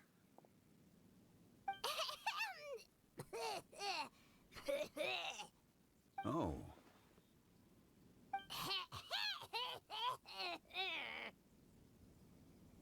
Ah, I see. It appears many people are catching a chill as of late. If your throat is bothering you, Paimon, perhaps some tea and rest are in order. Nope, no need. Paimon's fine. She just, had some cake stuck in her throat. If there are indeed bandits in the area, then we should inform the Millelith at once. Oh? Well, if that's the case, such matters are best left to those with the necessary expertise, wouldn't you agree? I suppose you're right. If ordinary people like us got involved, we would only cause more trouble. Since we find ourselves otherwise unoccupied in this beautiful area, why don't we find a quiet place to relax while we wait for good news? That would be lovely.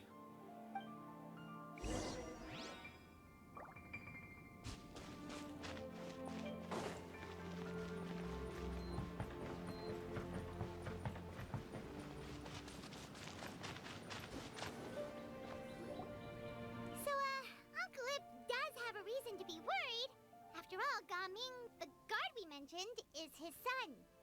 Gaming. The name sounds somewhat familiar. Ah, yes. That is the name of the Usho dancer who has been performing around Liyue Harbor recently, is it not? Oh, have you seen him perform? Indeed. I cannot help but admire his skill. He truly encapsulates the spirit of the Suani. Usho dancing has become more well known in Liyue Harbor recently. However, although performers are seeing budding success, they have no doubt had to face many hurdles along the way. Ones not so easily understood by spectators such as ourselves. If you ask me, what truly deserves admiration is perseverance in the face of adversity. That is a rare attribute indeed. I have heard many of my acquaintances praise Gaming for his kind, selfless, and courageous disposition. To have a child so accomplished and upright, you must be a very proud parent indeed, Uncle Ip.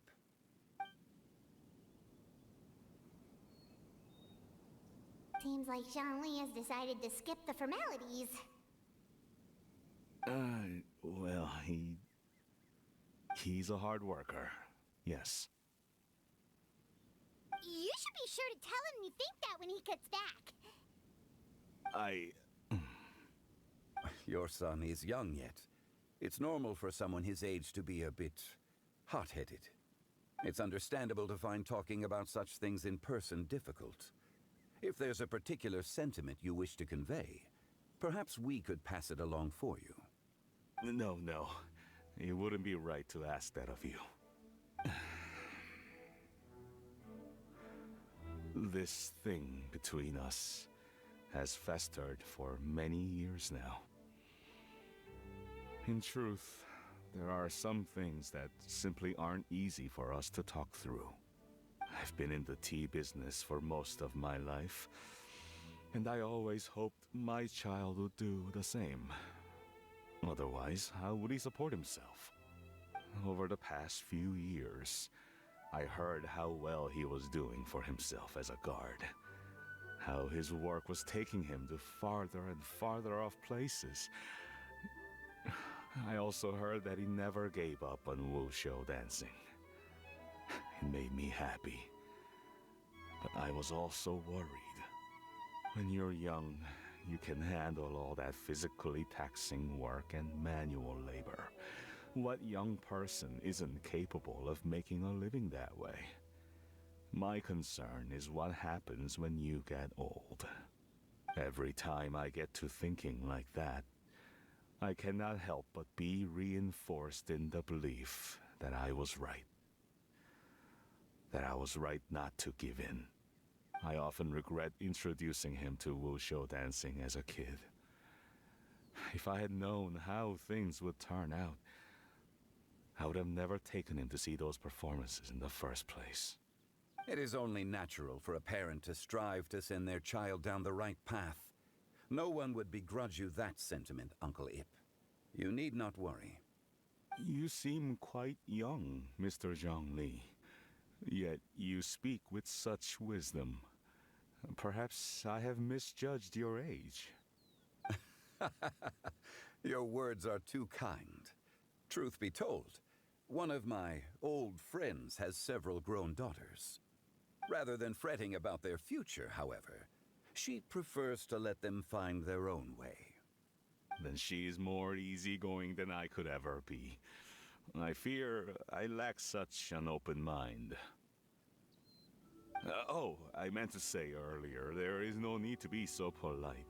Feel free to call me by my name, Ipdak. Sure. So, do you also think I fret too much, Mr. Zhongli? That's not exactly what I was hoping to convey. Only a fool would ask a parent not to worry about their child. But think of it this way. Raising a child is not unlike flying a kite. Hold the string too tight, and it can no longer soar. As my friend once said, if your children are aiming for the stars, clipping their wings will only cause them to come crashing down. You need to let out the line for a kite to soar. It seems I was too stuck in my ways. You need not reproach your heart for caring. You simply need to loosen your hold a little. Indeed, with such a big heart, why not allocate the time you usually spend worrying about Gaming to the pursuit of other things, like going for a stroll, drinking tea, or taking in the scenery. You never know what surprises could be in store. Things can change in the blink of an eye. The blink of an eye, you say? Do things change so quickly? Children grow up in quite the same way, do they not? Day after day, year after year, sometimes in the blink of an eye, but always when you least expect it. As a father, I'm sure you know that best. Yes, you can say that again. 1 second, Gaming was a kid. The next thing I knew, he was ready to fly the nest. Zhongli certainly has a way with words.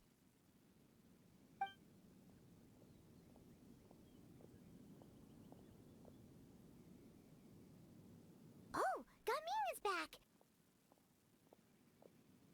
Hey, Gaming, we're over here! Dad, Traveler, Paimon. Good, you're all here. Oh, and Mr. Zhongli from the Wangsheng Funeral Parlor? You're here too? A fated meeting indeed. We were just enjoying some pleasant conversation.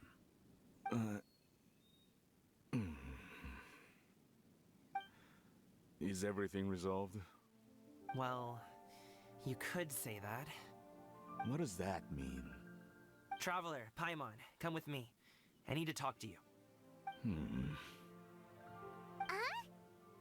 Oh, okay. I'll come right out and say it. Those two bandits, you sent them, didn't you?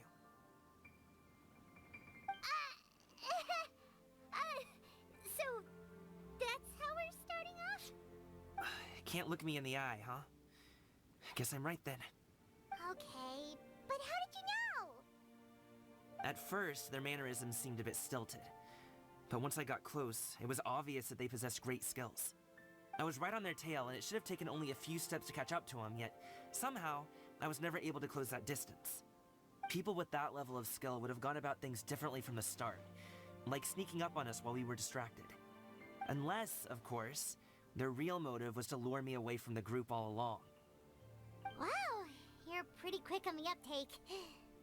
I just have a lot of experience. I've dealt with many a ruthless bandit in my time, but I've never seen ones like them. In the end, I told them they would make good guards if they ever wanted to get back on the straight and narrow, and that they could hang out with me in Liyue Harbor anytime. You ever consider you might be a little too good at making friends? I'm guessing you guys were trying to help resolve things between my dad and me? I appreciate it, I really do. But this conflict between us has been going on for a long time. Even if those two were real bandits, and I was able to subdue them and show them what I was capable of, it wouldn't change anything. You've seen the way he talks to me. It's not like that at all! Your dad really cares about you. You should see the way he talks about you when you're not around. Zhongli was talking things through with him, and he nearly agreed to let it go. You don't believe us? He won't let it go. He can say as much as he wants to other people, but he won't talk to me. I'm certain of it. You told us you wanted to prove yourself to your dad. Why don't you tell him about all the hard work you've done these past few years? Will that even do anything? I'm not sure talking is enough. You won't know unless you try. Just like how you won't know if something is delicious unless you taste it. Listen to us. It's time to put these people skills to good use. You can make friends with anyone, so why not your dad? I'll do my best. You are very knowledgeable, Mr. Zhongli. I'm impressed. Despite my being in the tea industry for several decades, it seems I still have much to learn about the art of tea tasting. You flatter me. It was nothing but a few humble musings. How much tea have you drank since we've been gone? Ipdak and I have found many a common interest. Our friendship, much like a cup of tea, seems to grow stronger the longer it has to steep. Well said, Mr. Zhongli. Gaming, Mr. Zhongli is very knowledgeable. You should take the opportunity to learn from people like him when you're in the city. Huh? Oh, of course. Zhongli? I have very much enjoyed our conversation, Ipdak, but I, unfortunately, have some unfinished funeral parlor business to attend to. Oh, I hope I didn't keep you. My apologies for taking up so much of your time, Mr. Zhongli. No need to stay on my account. When you're less busy, let's find a time to meet. I'll treat you to dim sum. It would be an honor. We'll see you off, Zhongli. You two have a nice chat, all right?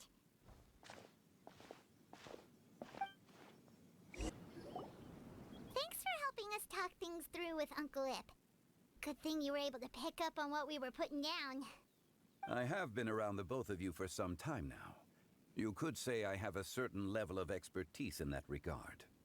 As for my role in the conversation, think nothing of it. I hardly did anything noteworthy. You never change, do you? Why did you have us walk all this way? Paimon thought we just had to go far enough to be out of earshot. A friend approaches. Hello. Xiao! You're here too? I've been here the whole time.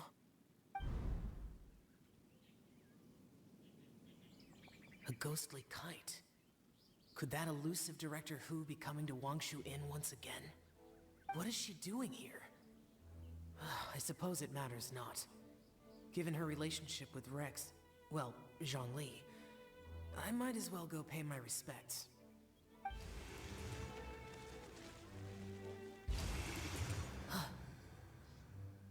It's you. I thought you were Director Hu. Ah, your arrival is most fortuitous. Do you want to try out this new gadget? The addition of the power source makes the takeoff more stable. It's just that... He seems quite immersed in the study of this device. I fear it's almost too stable. It completely negates the pleasure of seeing one's kite sway with the wind. It's a bit of a shame. In truth, I'm here because Director Hu dispatched me to purchase some items in preparation for Lantern Rite. I see. Much like she does every year. Much like she'll do next year, I would imagine.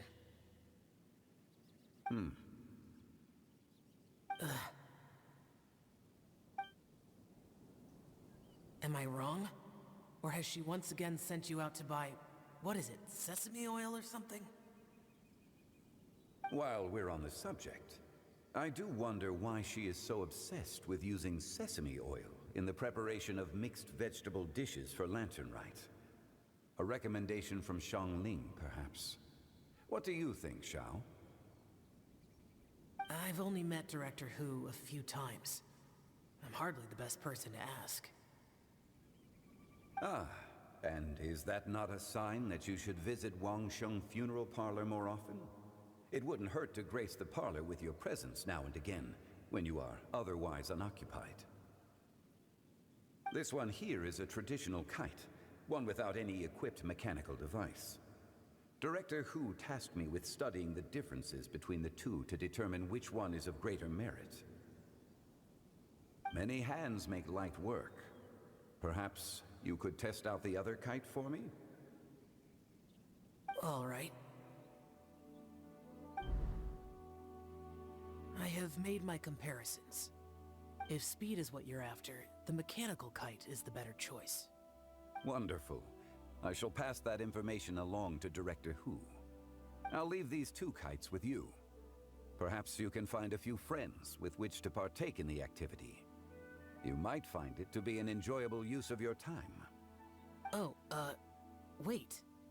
Who enjoys kite flying? Well, I would imagine someone of your talent and wisdom is more than capable of finding out. So, you were testing out the kites for Hu Tao and even roped Xiao into doing it for you? Paimon didn't ask earlier because the situation was, awkward. I would hardly say I roped Xiao into anything.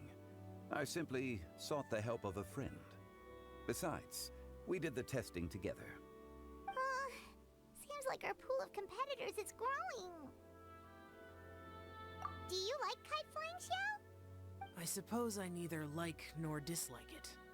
Although, watching a kite gradually ascend into the sky does bring me a certain peace of mind. Perhaps they're a bit like Xiao lanterns in that way. Kite flying is also a pleasant form of relaxation. Have you ever thought about making a kite, Xiao? Cloud Retainer taught us how. We can teach you if you want. There's no need.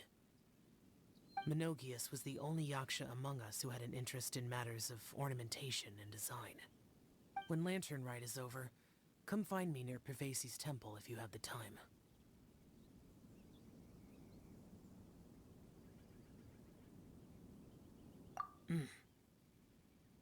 It's getting late. I should go inform Director Hu of our findings. How's she been, by the way? Be sure to say hi to her for us. The last time I spoke to her, she mentioned that she would be visiting Chaoying Village in a few days. If you have the time, perhaps you could also make the trip. If you happen to run into her, you can pass along your regards in person. We'll keep that in mind. Take care, Zhongli. See you later. See you next time.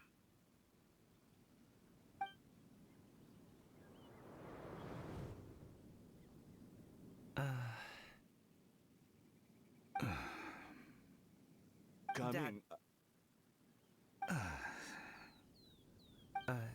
You can go first. I don't have anything to say. Then I'll go. I still don't want to leave Liyue Harbor. Oh. I can't say I support that decision, but... Hey, let me finish before you get all worked up. Sit, Shenhe, sit. You must be tired from your journey. Shall I pour you a cup of tea, or would you prefer something else to drink? No need. I'm not tired. They're gone, Master. Perfect. The time is nigh for us to make an appearance. Do you remember the plan one recounted to you? Yes, Master. We aim to give them a demonstration of familial love. So I'll have whatever you are having. All right. What are Auntie Xianyun and Shenhe doing here? Just how many people are involved in this scheme? I suppose all I can do is just take a seat and see what happens. Perfect. I just so happen to have bought some Sunglow tea recently. It's quite the delectable variety. Or it would be if one has not been forced to drink it every day in the hopes of whittling down one's considerable stash. One has more than had one's fill already. Oh, forget it. Such thoughts detract from the present need to keep up the conversation. Has work been busy during the holiday season? Do you need my help with anything? Drunk guests can sometimes cause trouble, but I deal with them as you taught me, by pinning their heads against the table. Are Auntie Xianyun and Shenhe serious right now?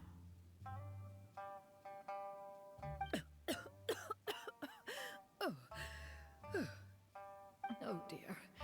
While one was busy orchestrating this act, one seems to have forgotten about Shenhe's various eccentricities. What I meant to ask was, have you made any new friends? We live so far from each other. It would be a great comfort to me to know you were surrounded by good companions. You already know of my past circumstances. Recently, I've been conversing with Guoba in the kitchen at night. Guoba can't talk, but his companionship is a comfort. The poor child. Her one friend can't even talk. I guess maybe Gaming is not doing so bad after all. Perhaps I've been too hard on him. Let's move on, shall we? Do you have any plans for today, Shenhe? How about we do something fun? That sounds about right. Take her to do something fun, and perhaps she'll loosen up a bit.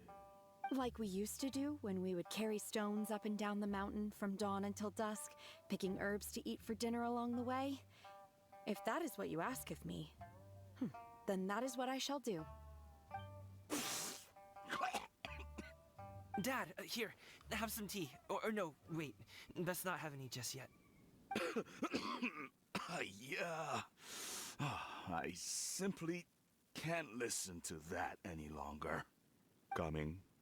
I'd like to finish what I was trying to say before. I don't support your decision to stay in Liyue Harbor, because living there is too hard on you. If you come home, there will be people to help you. I'm not saying we have to live under the same roof. I know our personalities are too similar to avoid butting heads.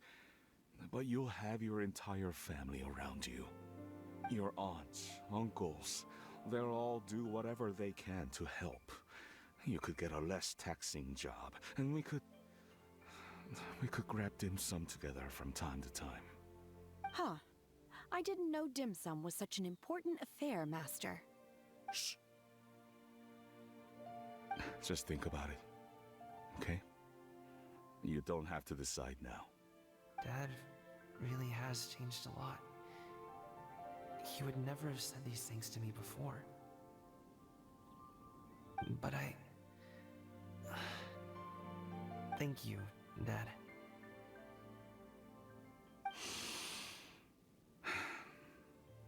It's been long enough, don't you think? Oh, Paimon sure hopes they've made up by now. Oh, they're drinking tea in silence. That's not a good sign. Did Xianyun's plan not work after all? Hey you two! Paimon's sorry we were gone for so long. We got to chatting with some friends and didn't realize how much time had passed. Perfect timing, actually. We seem to be just about done here. Yep, let's go. I'll get the bags.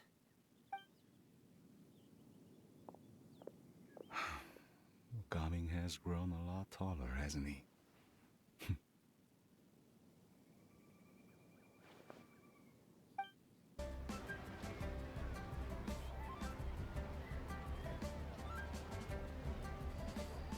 You must be Mr. Ip!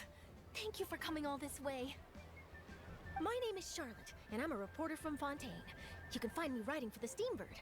I invited you here not just to purchase your fine tea, but also with the hope that you might be willing to sit down for a short interview. What do you say? An interview? To advertise my teas? I suppose you could think of it that way. We Fontainians are big tea drinkers too. The Fontaine Market. Then I'll need some time to adequately prepare. Perhaps we could sit down and discuss the questions you intend to ask in advance. Of course, of course! Please follow me.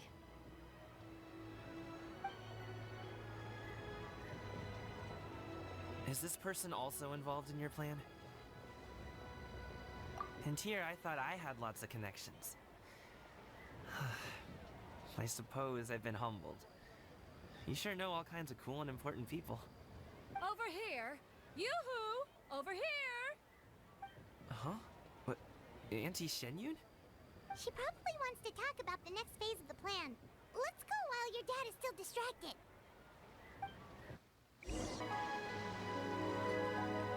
I take it that all is going well? Don't worry, Shenyun. Everything is going according to plan. I knew it.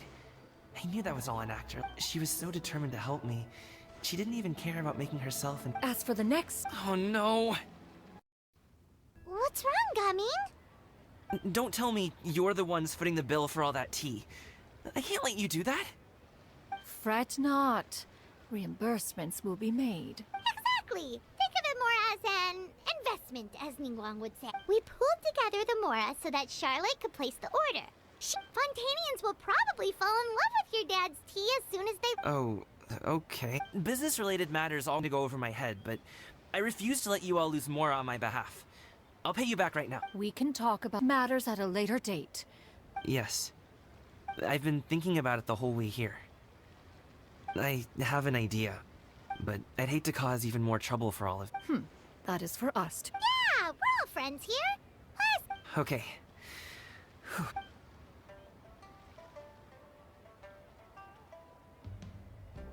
Got it. Just leave it to us. Let's split up and make it happen.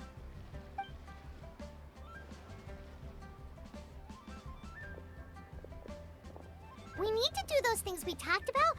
Since Xiao already tested out those kites for us, why don't we also go buy one of those little thingamabobs or whatever they're called? We can attach it to our kite.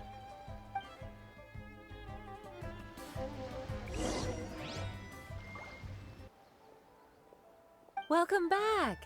I see you returned from your trip. Thanks to you, my daughter was able to build a— Oh, you should really be thanking Gaming, not us. I'll be sure to. And are you here to buy a kite? Please, take your pick.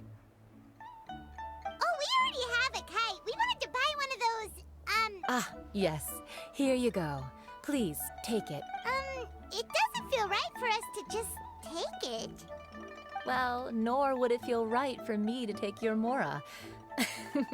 Good luck in the kite flying competition. All right, then.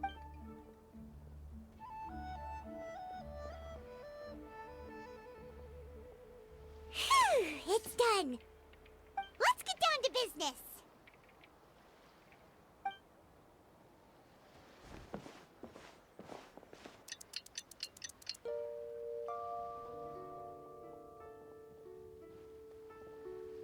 Looks like we finished everything we needed to do. Let's find a good place and put this thing into the sky. All from my time with the Crux.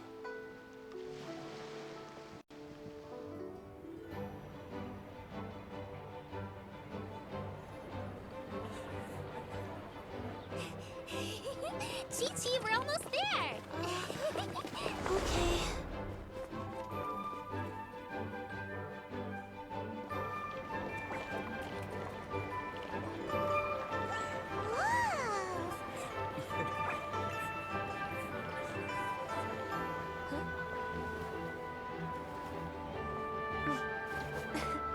Come here, allow me.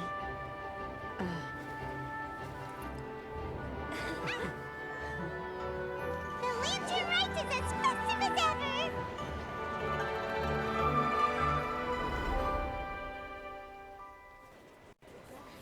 Huh?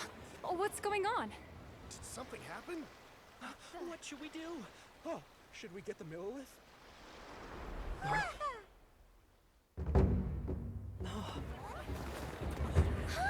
What's that?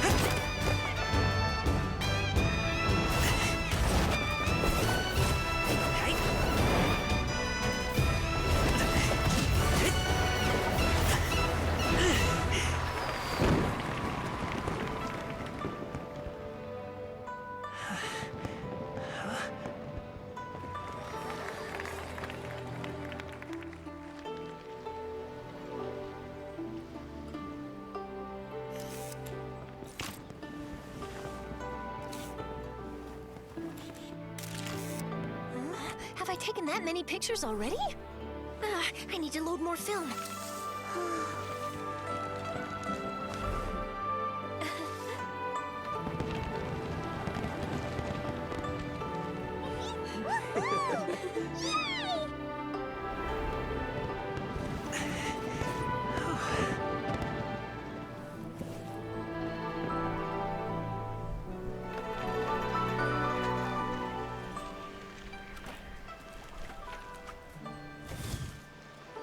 Wait, the wind.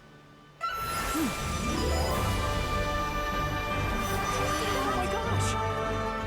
Mommy, I want a big kite like that too. Do you see that kite way out in front? It's so beautiful!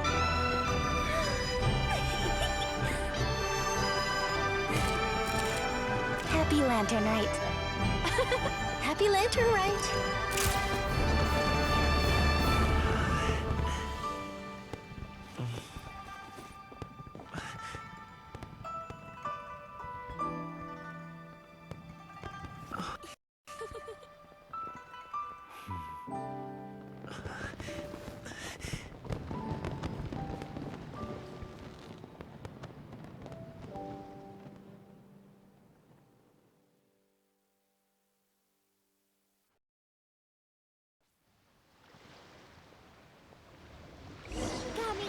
performance was so cool, Paimon almost wanted to join in! You saw that, right, Traveler? Let's go find him! Oh! He's over there! Talking to his dad!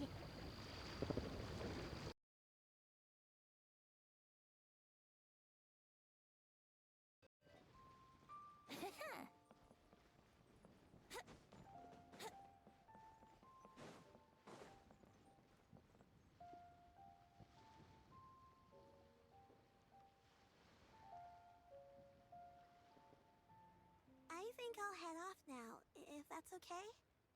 Thank you, little girl. Do you want us to walk you back? No need, no need. Master is waiting for me right over there.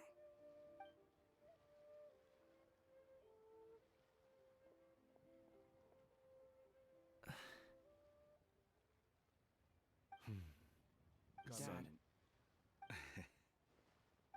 I suppose I'll go first. Okay. Your performance. I've seen many wushou dances in my time, but Wow. I never thought I'd live to hear you say that. you're serious about doing this professionally? Absolutely. I know it'll be difficult, but Then it doesn't matter. What I mean to say is, of course it'll be difficult. But if that's your decision, really, when I was young, all I really want to say is, much like this kite. Dad. Son. Son?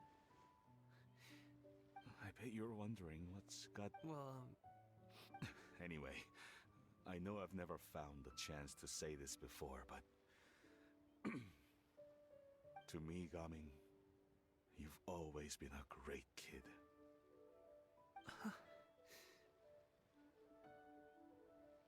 All right, that's everything I've got. Did you have something you wanted to say, or...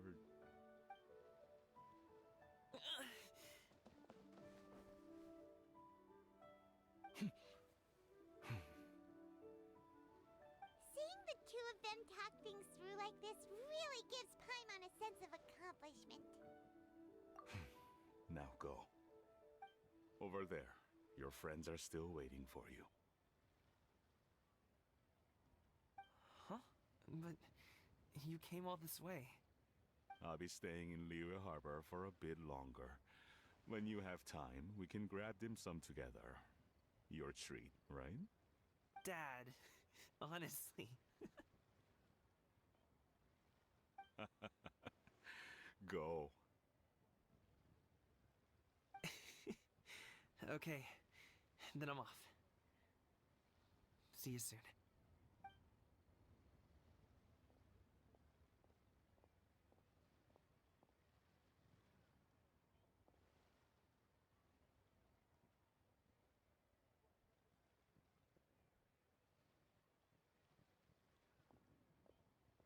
That's quite the smile you've got there, Gaming.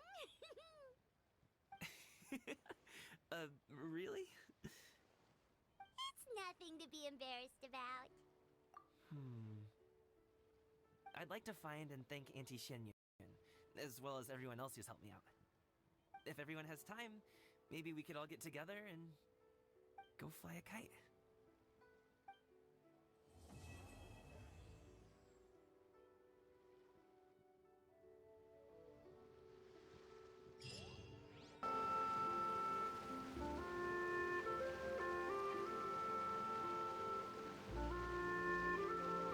The mountain air is so refreshing. It makes Paimon feel like she could float around all day. Cream! Gummies! Fuel fruit! Huh? Did you hear that? Sunshine! Blue skies! Good vibes! Right? So Paimon wasn't just hearing things. That voice sounds really familiar. Well, we've got the time. Why don't we go check it out?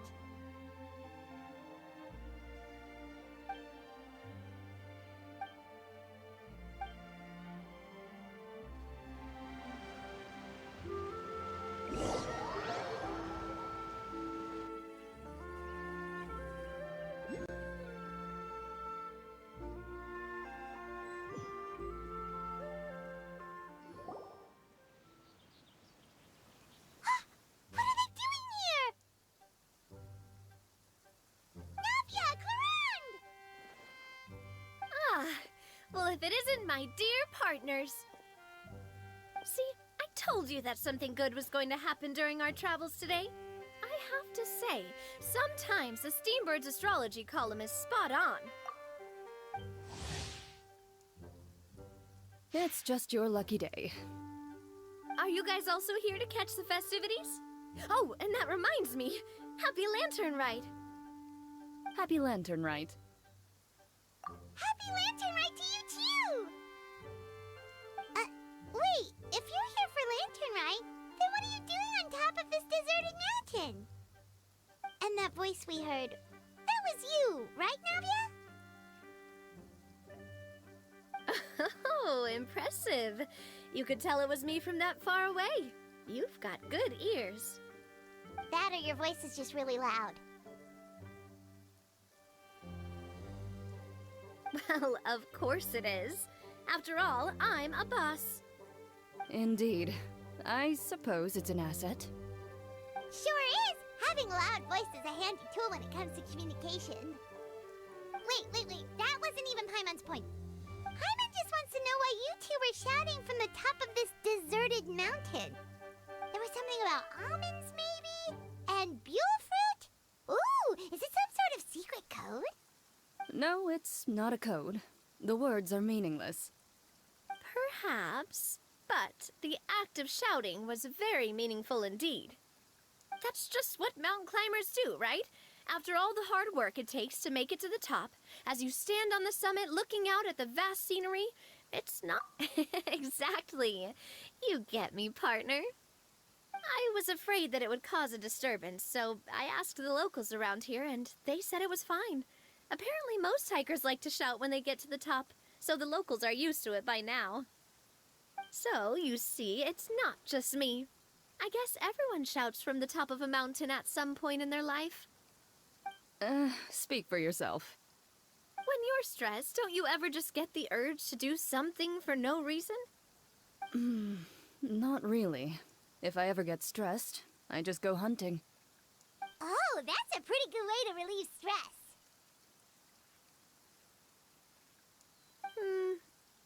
What I choose to hunt depends on my mood. Huh?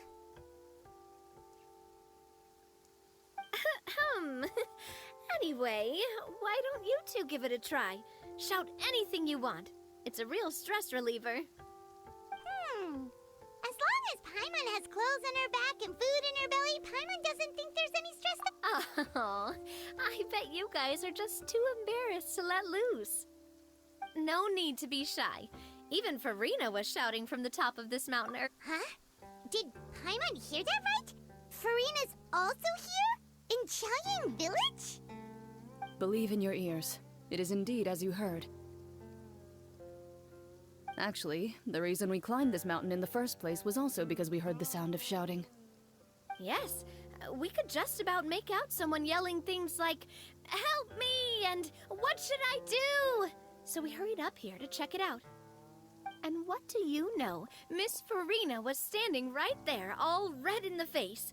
She practically sprinted back down the mountain the minute she saw us. Ah, that reminds me. I believe what she actually said was, "So help me, I will figure out what I should do about this script." So, you could actually hear what she was saying? Why didn't you say so earlier? I thought someone was really in trouble. I figured we would come check out the situation either way. Why not let her keep some privacy? Oh, seems like you caught Farina in the middle of some stress relief as well. She probably would have never thought. No, she definitely would have never thought she would run into anyone she knew all the way out here. I think so. We ran into Nervalet on the way here as well, but he was already on his way back, so they probably weren't together. What? Nervalet was here too? What was he doing here? It couldn't have been for vacation. I think it just might have been, actually. But apparently he only stayed for half a day before heading back. He's a very busy man. Neuvillette is not the type to take much time off.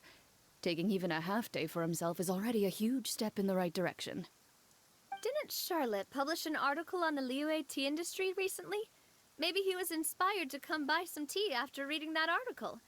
You know, just like you were. My situation is completely different.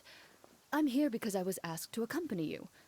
The tea purchase is simply an added bonus of this location. You Fontanians and your tea drinking. Oh, it's not for me. I lost a bet with Ridesley, and now I have to buy him something. It was just a spur-of-the-moment sort of bet. Ridesley gets really invested in that sort of thing, but he couldn't care less about what he wins in the end. You could give him mint plants that you plucked from the side of the road, and he wouldn't even mind. If only he was that easygoing when it came to talking business. In any case, I'm pretty sure the tea you bought is this region's specialty. What is it called again? Nervalette even mentioned it earlier. Yes, that's the one. You didn't really buy 10 boxes, did you? Please, do I look like someone who would fall for that sort of marketing trap? That reminds me. You guys said you only came up here because you heard my voice, right? I hope it didn't put you out. You must have had other plans for the day. Oh, that's right. Who tell? A few days ago, we heard that a friend was going to be in Chaoying Village, so we decided to come and see if we could run into her. Oh dear. We've been chatting for quite some time. That's good. We should probably head out and look for Hu Tao. No need to stay on our account. We just got up here, so we're gonna stay around for a little longer. Go and meet your friend. We can meet up in Chaoying Village. Sounds good. We're gonna head down the mountain.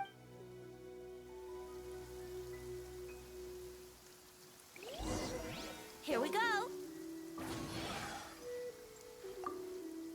What do I have to do to get you to yell? You really want to hear it that bad? I'm just curious is all. I have a feeling... I prefer to let actions speak louder than words. What do I have? You really want to hear... I'm just curious. I prefer to let actions...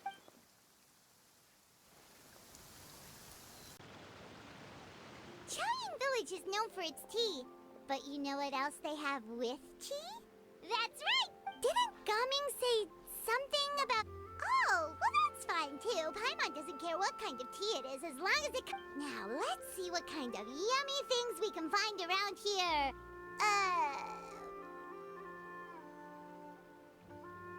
Paimon's not seeing things, is she? Wonder what they're talking about. Zhongli knows a lot of stuff. Maybe he's telling Farina about Chaoying Village. Oh, or maybe Hu Tao is trying to rope Farina into being... Hey, this isn't the Fortress of Meropide. But Paimon could be convinced for the right price. Let's say, loser buys the winner 3 huge bowls of seafood kanji. Since Zhongli is there, Paimon bets things are pretty tame. It's decided then. Paimon votes for tour guide Zhongli. Alright, no time to waste. Let's go see who's right.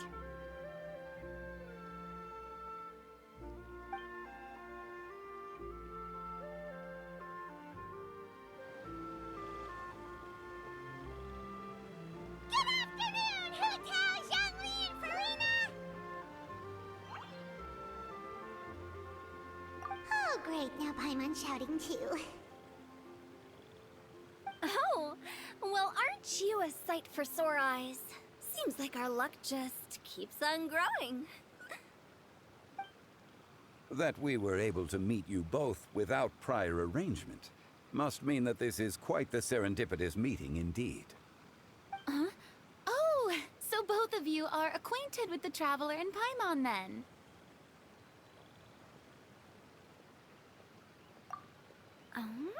Looks like someone's learned a thing or two from Zhongli. I must admit, I am a bit surprised to see you here, Traveler. But seeing as you're a hero who's been all over Teyvat, it makes sense that you would be well-traveled and well-connected. Since we have found ourselves in each other's company within this fertile land, allow me to take this opportunity to wish you a happy lantern rite. It appears you have been to Fontaine, then. Given your proclivity to spread good deeds wherever you go, it's no surprise that you would make the acquaintance of a celebrity as illustrious and celebrated as Miss Farina. That's quite high praise. What I mean to say is, you flatter me, Mr. Zhongli. Although I've built up a certain following within Fontaine, it is no reflection of strength or wisdom. I stand before you right now as nothing more than an ordinary traveler in search of beautiful scenery and creative inspiration.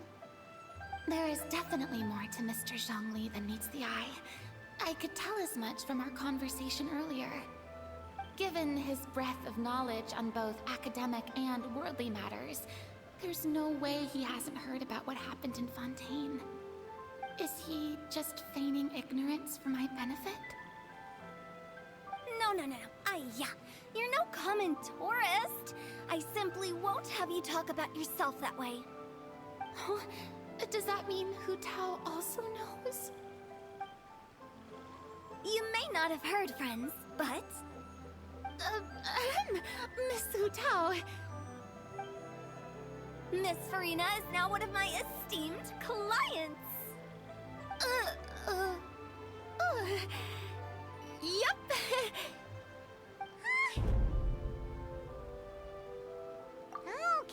Okay, you win. Guess Paimon will have to break into the hidden stash at the bottom of her shoe. What's this about winning something? Don't tell me. You two were placing bets on us. We just saw you guys standing on the side of the road and couldn't help but take guesses as to what you were talking about. Oh, I see. That means you, my friend, must have guessed that I was trying to promote my business to Miss Farina. That I do, my friend. What was Paimon's guess then? Paimon thought Zhongli was showing the newbie around. By newbie, you mean me, right? If that's the case, then Paimon's guess was also correct. Oh, that's right. Mr. Zhongli was telling me about some great sightseeing spots in the area. Ha! You see? Paimon was right too! Since both of our guesses were right, there can't be a winner or a loser. Hey, don't be upset, traveler. How about this? You buy Paimon a bowl and Paimon will also buy you a bowl. As for the... Since I was the subject of the bet, perhaps it should go to me? You know, as a congratulations for the huge... I was just joking. Anyway, I should be the one treating you. The funeral parlor is about to bring in quite the sum after all. Oh, Paimon almost forgot to ask about the most important question. Did something happen recently, Farina? What do you mean? Well, you know, with you enlisting the services of Wangsheng Funeral Parlor and all. Oh, well... Really? Paimon is so sorry for your loss. Although Paimon may have not known the person, please accept Paimon's deepest... Whoa, it's not like that, Paimon. Huh? But Paimon just thought, since you hired the services of a funeral parlor and all... Hey, it's not that big of a stretch. Really, Paimon? It's not like you don't know me. Do I look like I know anyone who would ask me to coordinate their funeral?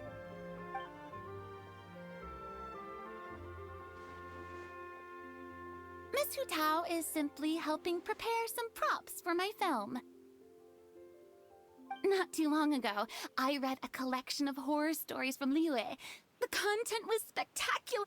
Anyway, now that Fontaine's biggest star has returned... Hey, Hey! That's... Oh, Paimon sees! So, did you come to Liyue just to... Well, my original plan was to just relax and... It was a fated meeting indeed. Zhongli sure loves his lofty turns of phrase. But if you ask me, It's someone you know. What? How did you guess that on your first try? Very impressive, my friend. Your guessing game is spot on today.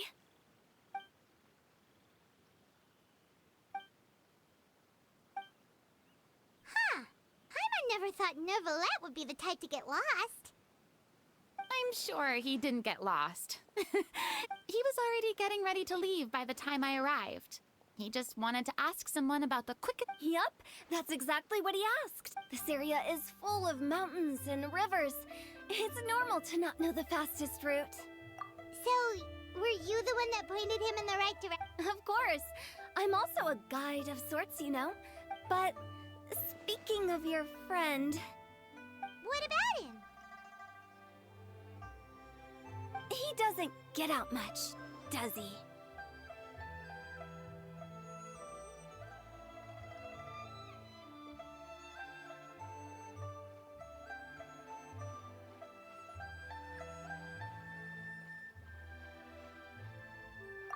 No wonder. He was stiff as a board and way too polite. I would have never guessed he was here on vacation if you hadn't told me. All in all, he was only here for half a day. I'm pretty sure he is the only one who would consider that to be a vacation. Oh?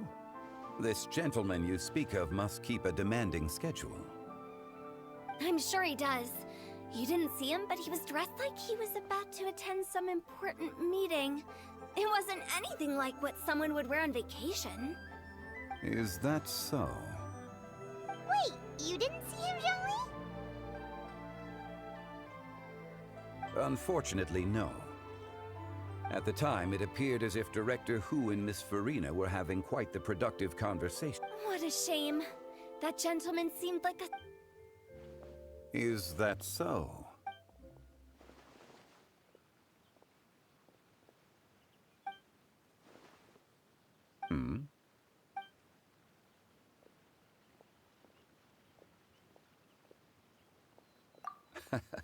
To borrow Miss Farina... Well, with the Traveler around, I'm sure you'll have a chance to... That's right. He's got more friends than he knows what to do with. Well, that's certain... Oh, that reminds me.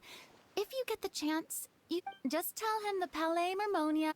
Even clams open their shells to let in fresh... If he's really that much of a stickler for protocol, he can fill out a leave of absence request. He'd have to approve it himself, since he handles that sort of thing now, but you know what I mean. Seems like this gentleman is also in charge of something pretty important. Hey, sounds like a pretty uptight sort of guy, all right. In my experience, a leader needs to be able to roll with the punches. That also includes knowing when and what to prioritize. It seems like your friend still has a lot of growing to do. If I remember correctly, he's already several thousands of years old. You're quite right, Miss... Oh? Traveler, Miss Farina. Those two individuals over there appear to recognize you. Oh, it's Navia and Clorand. Hey, over here!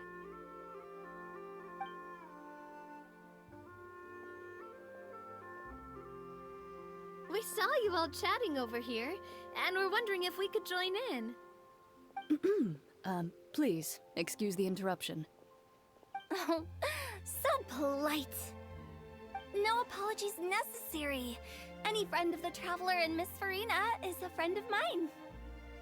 Ah, straight to the point. I like it.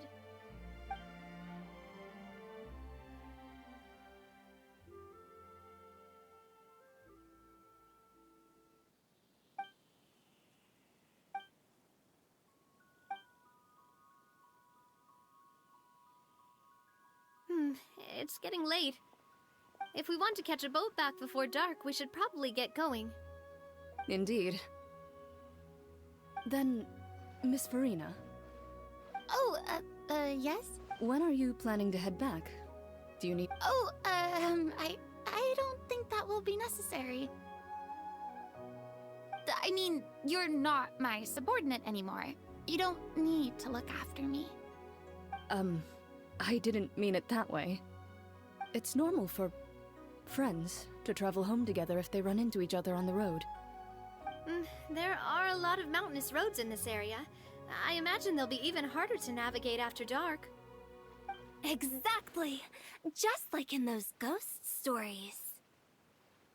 8 paths converge in a wood. Beside them an old house is stood. If you dare to go inside, not a soul will greet your eye.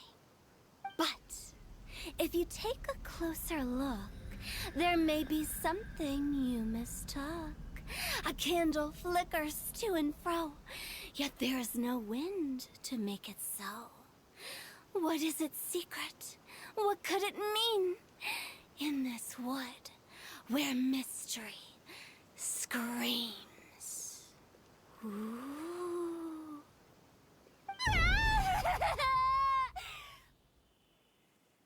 My dear demoiselles, ladies, no, I mean friends, please take me with you. Of course.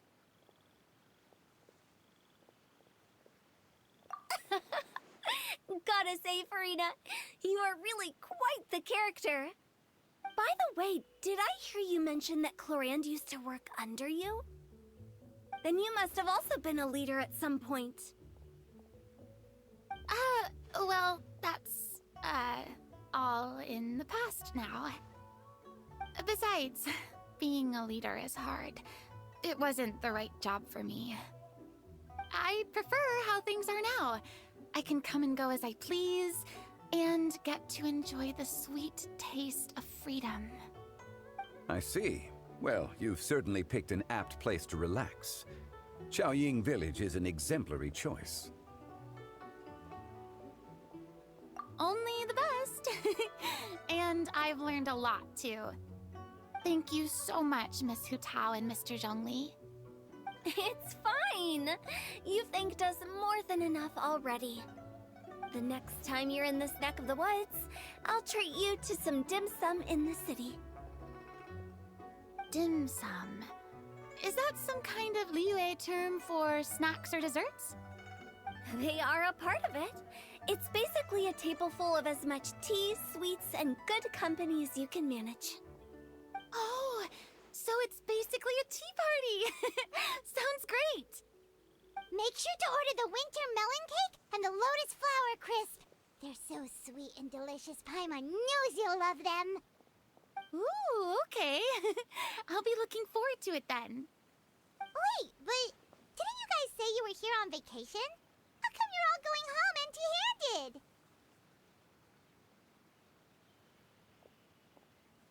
Of course I am. I bought tons of fun things to bring home with me. A kite, a parasol, a little tin frog that jumps. Oh, and a stuffed toy of a mythical beast. Clorand is the one who didn't buy anything for herself. So, all you're bringing back with you is that tea? And some tea-flavored hard candies.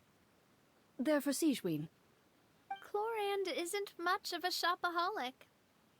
Well, one of us has to practice restraint. Hey, I'm hardly reckless with my Mora. I'll have you know, all the purchases I made— Me? Oh, well, I bought some tea, of course. I just had to try all the varieties recommended in the Steambird. Other than that, just some bits and bobs, you know. A little bit of this, little bit of that. They should all be things I can use, I think. Now Paimon's even more confused. If you bought that much stuff, where did it all go? Into one of Linny's magic packets? Oh, actually... Monsieur Neuvillette took them with him. Oh, so that's what happened. Wait, what? Why did he take them? He's not hoarding treasure, is he? That's quite the imagination you've got there, Paimon. Monsieur Neuvillette just saw the amount of bags we had and offered to take them back for us. I felt a bit bad at first, but, I really did have a lot of stuff. He even offered to deliver my gifts to the Fortress of Meripede for me once he's done with the day's work. Neuvillette is a man of his word. If he says he can do something, then he means it. See, even Clorand was happy to take him up on his offer. If even his trusty subordinate agreed, then who was I to refuse? Wow, he seems like a real gentleman. Maybe he's not as uptight as I thought. If only the funeral parlor had an employee as thoughtful, proactive, and responsible as him. Right, Zhongli? Indeed. So if we go to the entrance of the Fortress of Meripede, maybe we'll run into Neuvillette.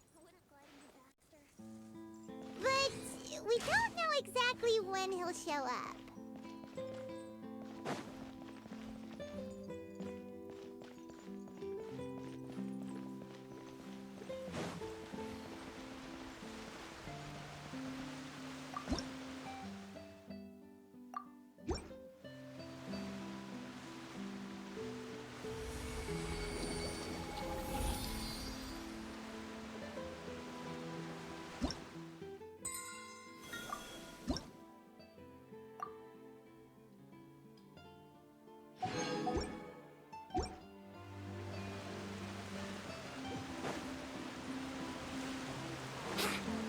A little faster.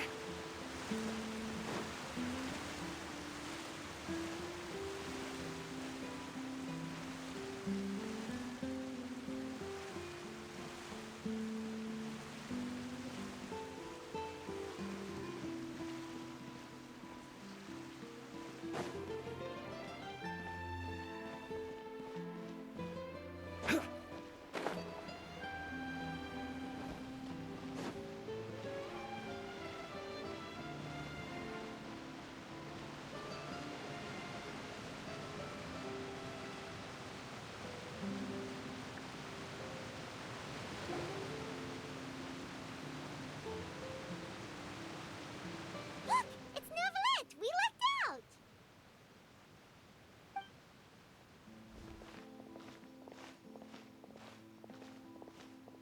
Oh, it's you. It has been some time since our last meeting.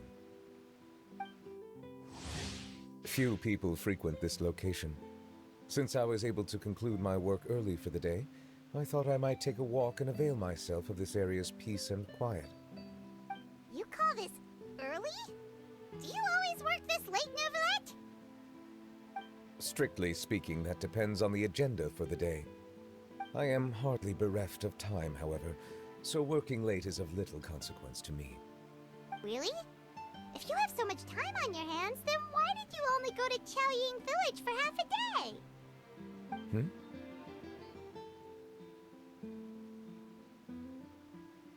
First, I should clarify that I was referring to my lifespan, rather than the time at my disposal on any given day.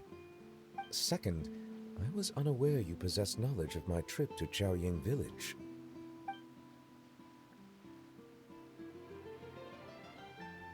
I see.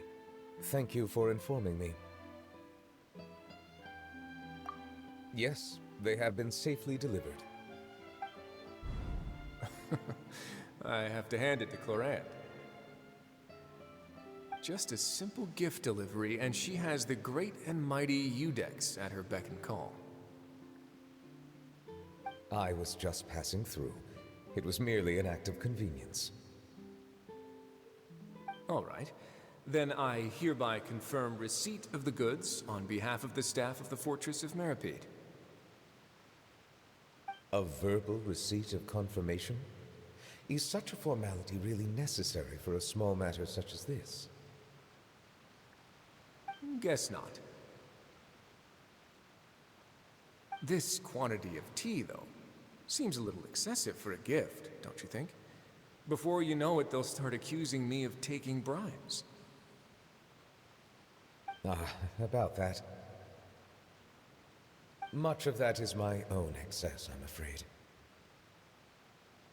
Oh? Why? What happened? It was buy 10 boxes, get half off. Ah, that explains it then. Well, go ahead and leave them to me. I'll get through this stash as... You have my thanks. Oh, there's something else I'd like to give to you.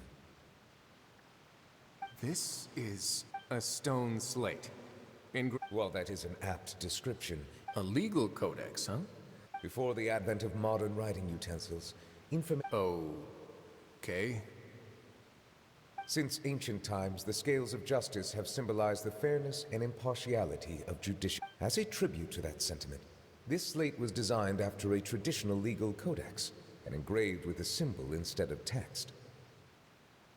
During my travels recently, I chanced upon a roadside stall offering tourists the opportunity. We joked with Clarence some time ago about gifting you a legal codex. Ah, so that's what this is about. I did not expect you to remember it as well.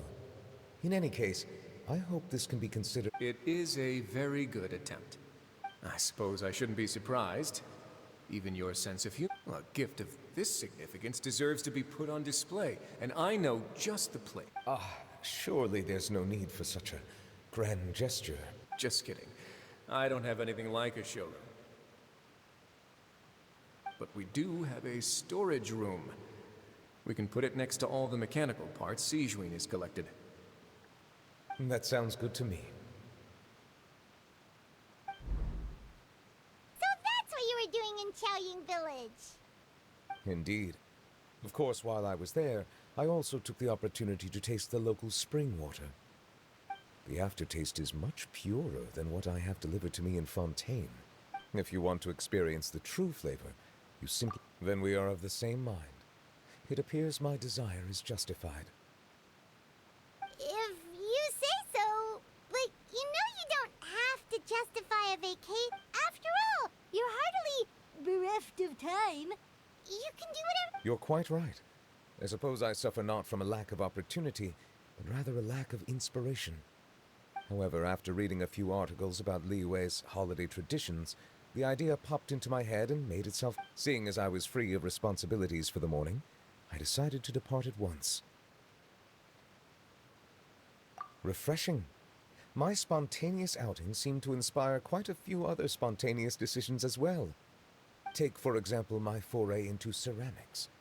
At first, soil from the ground is granular and unforgiving, but had the right... In the past, I never thought about how quotidian... This is also something...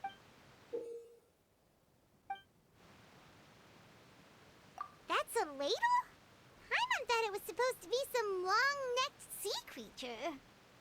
That was indeed one of my inspirations. Really? You like it? To tell you the truth, given your unexpected arrival, I find myself quite unequipped to give you the welcome you deserve. Around such an important holiday such as this, human custom would dictate that gifts should be in order. But I'm afraid this is all I can offer. If you'll have it, that is. That is precisely why it would do me such a great honor if you accepted.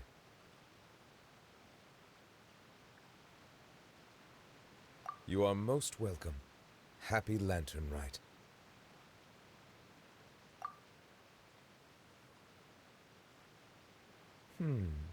Approve a leave of absence. That sounds like it could easily lead to a vicious cycle of self-indulgence, something which couldn't. But I suppose I understand her point.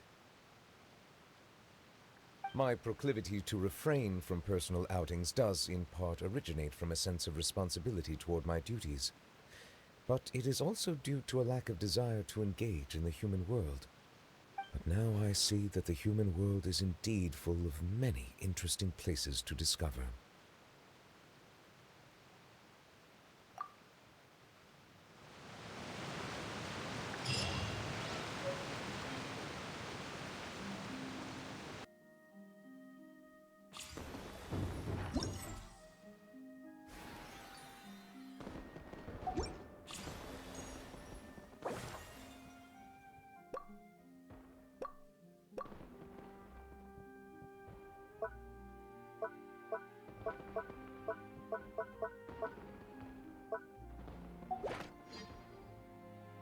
Boats are made for transferring commodities back and forth.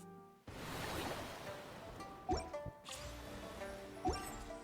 those that come across Liyue tend to stay a while. So it is where many things come